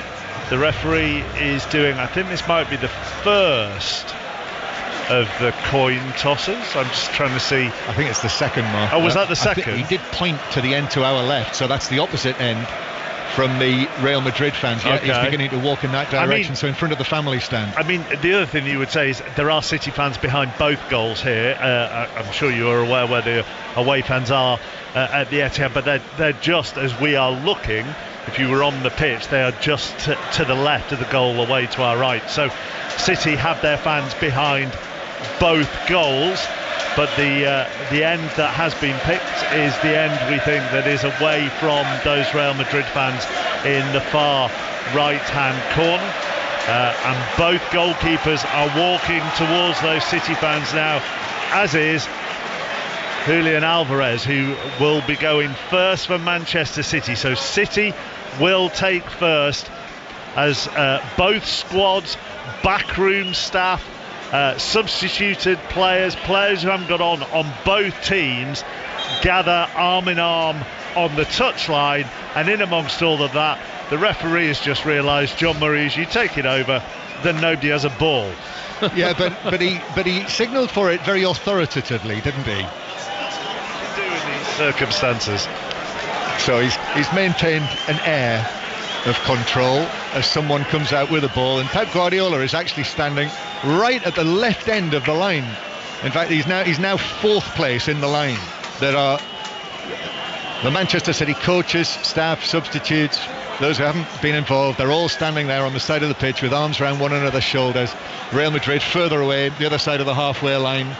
Carlo Ancelotti, and just looking for him. In fact, he's the furthest away, Carlo Ancelotti. And we are ready for the start of a penalty shootout to decide this Champions League quarter-final. And it's Manchester City to take the first one with Julian Alvarez, who scores, sends Lunin the wrong way, punches the air thrice. And Manchester City score the first penalty of the shootout. It's a good penalty by Alvarez, sends the goalkeeper the wrong way, shapes his body with a closed foot, and at the last minute opens his foot up, sends the goalkeeper the wrong way, places it to the goalkeeper's left hand side. And who do you want in a situation like this? Luka Modric, of course. Luka Modric walking for Real Madrid. Real Madrid have not been involved in a penalty shootout in this competition since the final of 2016 against Atletico Madrid. City have been involved in 2 this season. Won that one in the Super Cup, but lost in the Community Shield. So 1-0 City lead in the shootout. Luka Modric comes up right-footed, and it's saved! It's saved by Ederson! He dived the right way, down to his right, and he kept out the great Luka Modric. No such thing as a bad penalty save. That's a really good one. Reads Modric. You saw the goalkeeper. Goalkeepers do the homework now, but strikers know that goalkeepers do the homework. It's now more of a mind game than anything. Ederson waits on his line, and he reacts when Modric struck it. He goes with the percentages. He whips it across Ederson, gets down low to his right-hand side, saves it with his underside of his right hand. Great save by Ederson. Shay? Yeah, brilliant. I mean, the psychology of obviously scoring your first and saving the first is well from Ederson. Brilliant save from Ederson. We speak about this Man City team from an attacking point of view, but some of the saves Ederson's made over the last number of years, even going back to the Champions League final last year, John, was absolutely brilliant. So great start from him. Yep, the famous save from Lukaku that he kept out with his knee. We've had a delay because the ball was being held onto in the stands. They asked for another one, but the referee wanted the original ball back, and we have now got it. So it's Bernardo Silva now, left-footed. Oh, straight at the goalkeeper, who stayed on the line, and he patted it down so easily. It's saved, and Bernardo Silva fails to convert. They look great when they work, but you look very silly when it doesn't. Bernardo Silva, he presumes the goalkeeper's going to dive. The goalkeeper just stands straight, makes him look very, very silly. I mean, you've got to give the goalkeeper credit as well, Paul. We've both been in that position before. It takes bravery to stand there, John, and not move. It's a simple save in the end because he just stood there. It's a poor penalty. Yeah, that was extraordinary. You don't see many like that. So it's 1-0 to Manchester City. They both missed one, and now it's Jude Bellingham, the England international, the 20-year-old, with his right foot sends Ederson the wrong way. And I must say, converted that very coolly, and he runs off pointing the air to the halfway line. Didn't he just? He was the coolest man inside the stadium there, wasn't he? Clearly very well versed, very, very well practiced. Knew his run up, knew exactly where he was going to put it. Opened his body up as though he was going across Ederson, whips it across him into the corner. Still over there celebrating with the Madrid fans. So it's 1-1 in the shootout after 2 penalties each, and it's Kovacic who's going to take the next one. Not a regular scorer by any means, but he did take the 3rd penalty in the Super Cup at the start of the season. Kovacic on his right foot, the substitute, drives it low, and it's saved by Lunin, diving down to his right. It was low, but he kept it out. And now it's advantage Real Madrid. Yeah, I mean, it's a good save, don't get me wrong, but again, if you go the wrong way, it's a good penalty, but it's a poor penalty. It kind of shows what Modric misses his, Kovacic has now missed his. The pressure at this level for such a high intensity game, it looks like it's got to him a little bit. It's a poor penalty. It's a good save, don't get me wrong, but it's a poor penalty. Lucas Vazquez now, so it's 1-1, and if Lucas Vazquez scores this, Real Madrid will have the edge, and they will have the lead in the shootout. A direct run, stands on the edge of the area, steps out to his left, a right-footed penalty from Vazquez, sends Ederson the wrong way, down into the bottom corner, and in the penalty shootout, after 3 each, it's Manchester City 1, Real Madrid 2. Well, Vazquez did a really long run-up, did his stuttering run-up, and it's one of those where you think that he's, you question his run-up, but actually he's very, very cool. And he got to the ball, stuttered again, he waited for Ederson to move, strokes it across him into the bottom left-hand corner. Real Madrid leading the shootout. Manchester City's hold on this European Cup has been loosened. They might have to let it go altogether for the end of the possible double treble as well. But it's not over yet. Foden scores, left-footed. Excellent penalty, sweetly struck. Lunin dived to his left the wrong way, and it's now 2-2. Cool as you like, wasn't he? Yeah, I mean, great penalty. Sends the goalkeeper the wrong way, as you rightly say, John. I mean, he had to score. I mean, the pressure was mounting on that penalty. It's a brilliant penalty, and the sniper pops up with an all-important goal. He rifled it, and here is Nacho coming next. So the experienced Nacho has been at Real Madrid since he was 11 years old, and now he walks back to the edge of the area. Captain's armband on his left arm. Nacho drives it. Excellent penalty. Ederson goes the wrong way. It's in the back of the net. Nacho scores, and it's now 3-2 Real Madrid, and Manchester City have to score the next one, otherwise Real Madrid go through and City go out. And guess who's taking it? The goalkeeper. What? Well, the goalkeeper Ederson has stepped up to take this vital penalty. Well, we weren't necessarily expecting that. Ederson has to score. Pep Guardiola has chosen Ederson, his goalkeeper, to take the 5th penalty. It's a crucial penalty. It's left-footed, and he scores it. Lunin dives down to his right, but that's an excellent finish. It wasn't blasted. It was placed. We looked at each other there, didn't we, John? We were looking for the next penalty taker, and we saw Ederson had the ball in his hand. I suspect that scenario was probably thought very differently in the Manchester City training ground, that 5th penalty might be the one just to win it, not to have to stay in the competition. However, it is Rudiger, Antonio Rudiger, with the score 3-3 in the shootout. If Rudiger converts, Real Madrid are through. It's down to this. The crucial moments in this quarter-final. Ederson, who's just scored a penalty, now must keep this out. Rudiger waits. 3-yard run-up. Right-footed, scores into the bottom corner, and Real Madrid are through. They've knocked out the champions. Manchester City's hold on the European Cup has been released by the team that has won it more than anyone else. And that is the end of the potential double treble for Manchester City. Real Madrid win 4-3 on penalties. And Rudiger leads the celebrations, the Real Madrid celebrations. In fact, he breaks away, Rudiger, the number 22, and he runs all the way to the other end of the Etihad Stadium, punching the air and telling his teammates to join him with the Real Madrid fans who are celebrating. And once again, it's Real Madrid, the great team of the European Cup and the Champions League, who are through to yet another semi-final. And Manchester City, devastation at the Etihad for them. They're out. They just didn't go away, Real Madrid, did they? They were a thorn in Manchester City's side all night. They defended resolutely. We talked about Rudiger in the game, what a good game defensively he's had with his defensive partner Nacho. Both of them surprise penalty takers. Rudiger and Nacho both stepped up, took the mantle, and both of them scored their penalties. Very, very difficult when it goes down to penalties. You feel for this Manchester City team out there in front of us, consoling each other. They've dominated the game, they've had the best chances, they've had the best possession, but this just shows you tonight a game plan, a structure, away from home, coming to a stadium like the Etihad, coming to play a team like Manchester City, but knowing what you're doing, being organised and having a game plan. That's what Real Madrid have done. That is a real smash and grab. And I'm just watching now on the halfway line.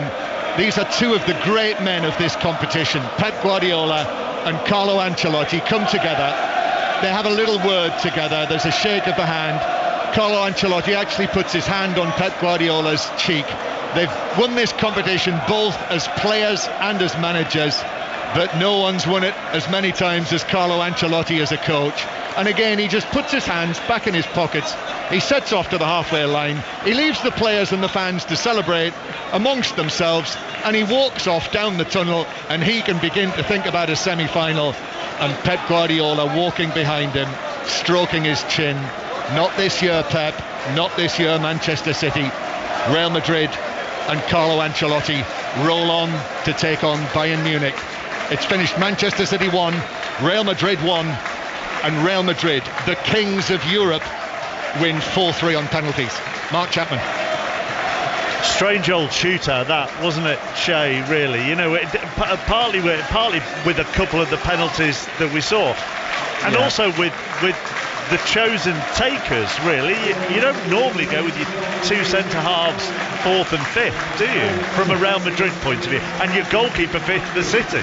Yeah, so you're right, Mark, there's a strange personnel, but there was changes. Of course, De Bruyne and the likes were off, and Haaland was off, Grealish was off, so I mean, I was very surprised Ederson, because he did score it. Silva's probably the one that stands out, the penalty when he tried to chip it down the middle. The keeper just stood there. Can you both give me that from the goalkeeper's perspective? Because Bernardo Silva, there'll be a lot of criticism for Bernardo Silva for trying that penalty this evening, but it is very, very rare, and you would both agree that the goalkeeper stands still. That's what I said to Paul before. It's difficult to stand still. I've been there myself. I lost the penalty shootout in the World Cup for Ireland, and I knew Mendieta, he always sort of waits, and I tried my utmost to stay there as long as I could, and eventually I couldn't stay there any longer, and I went and he put it down the middle.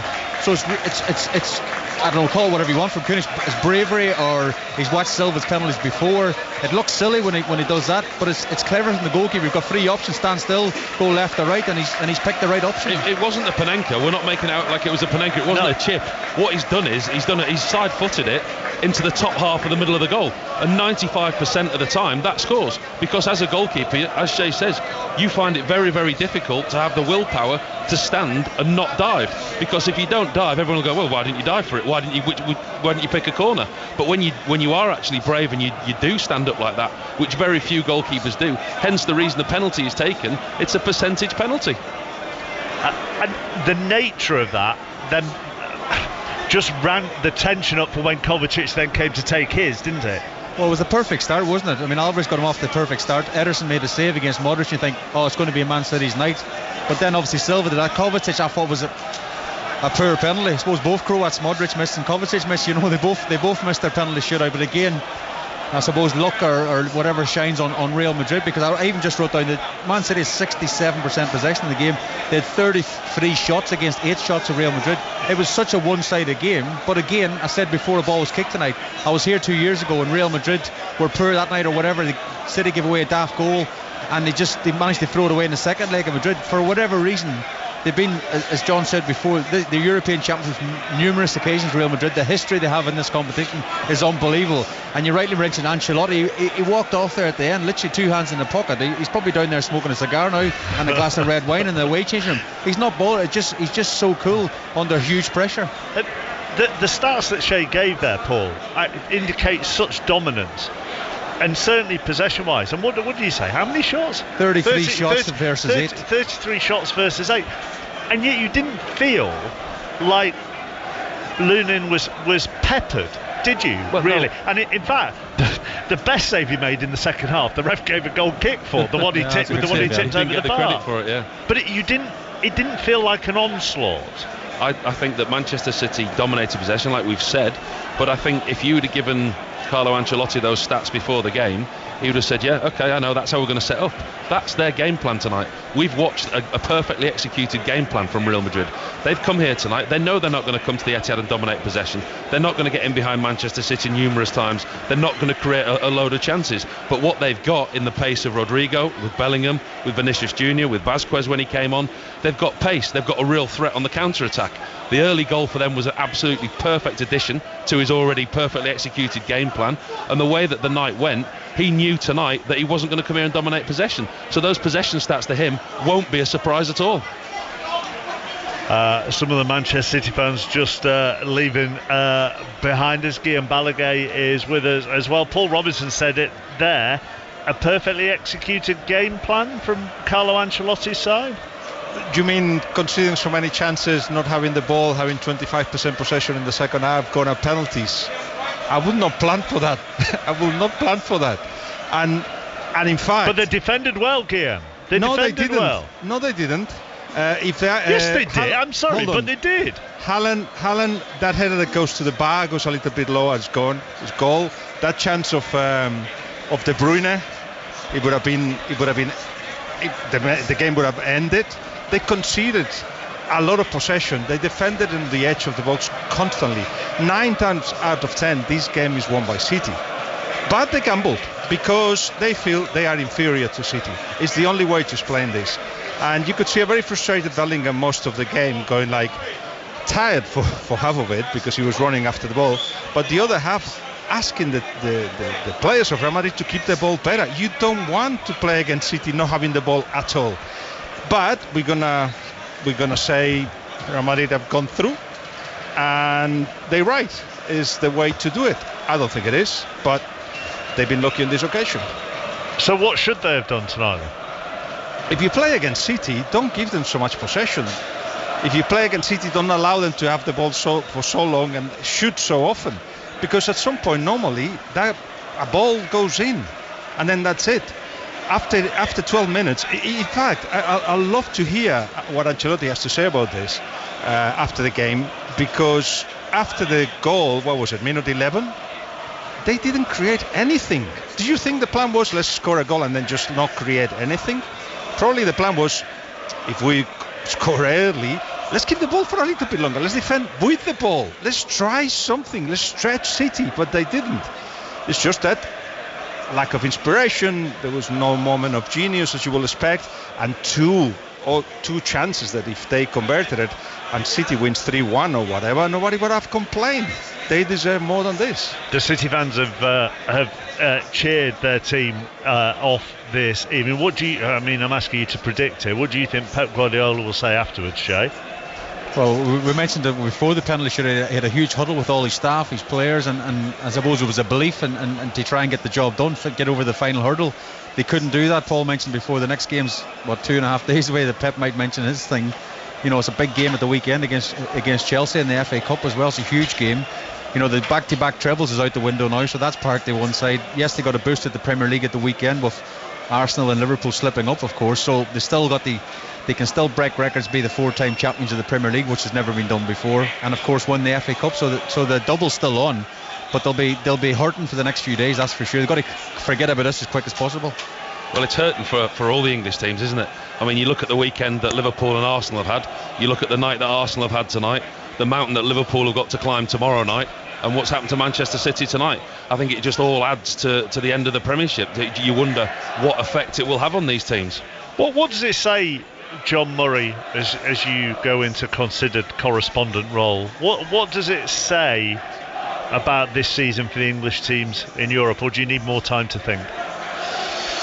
Well, I mean, they are the traditional power base. They've become the traditional power base. So this is a shock to the system.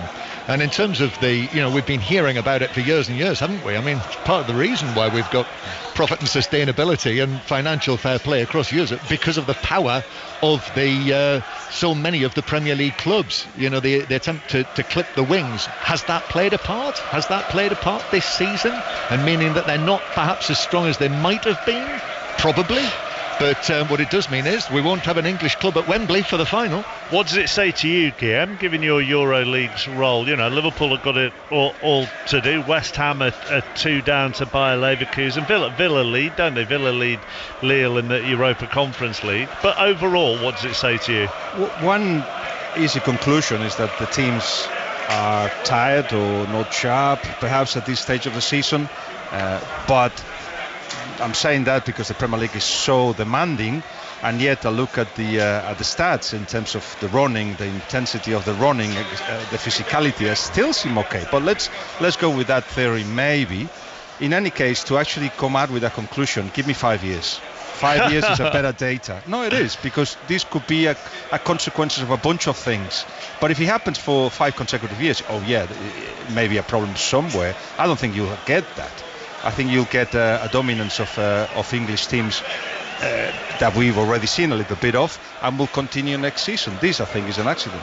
Yeah, and also when one of them goes out on penalties, you can't find there are other circumstances, aren't there, Shay? Yeah, well, like Guillaume's outtake on the game said that Real Madrid are very lucky. I'm sure Man City fans listening to that will be happy with that comment, but at the same time, again, I go back to what I said before a ball was kicked tonight. Ancelotti, Real Madrid, there's such a big history in this competition, and for whatever reason, it's not the first time we've seen after a game that they've somehow got the job done. They've somehow managed to hang in there. Yes, they've rode their luck at times, hitting the crossbar. De Bruyne should score, Foden should score probably second half down here in extra time as well, or first half, sorry, and then the penalty shootout. You just felt that they're going to get it over the line, and I don't know how many times Ancelotti's done that. Not just this season, last season, season before. He seems to be what he called a wily old fox. He seems to be able to get it done, and yeah, Real Madrid fans maybe think they were lucky tonight, but it doesn't matter. They're in the semi-final now. And if we're talking about why there aren't any English clubs in the last 4, another factor has to be the fact that Liverpool weren't in it this season. We had a new team fresh to it in Newcastle, so therefore Liverpool, with the experience that they've built up in the tournament, I think you have to throw that in there. And we could very well get an all-German final, which would probably write off the possibility of there being a 5th place in the Champions League for English clubs next season. You'd get long odds on an all-German final, though, wouldn't you? Do you not think? Well, as we look at the lineup there, it's possible. Well, it is possible. Yes, it is. But last Wembley final was Borussia Dortmund against Bayern Munich. He's pulled it out there, John. You pulled it out of the bag. There you go. It's written in the stars. Guillaume, John, Paul, Shay, thank you very much. Reaction to come throughout the evening here on 5 Live.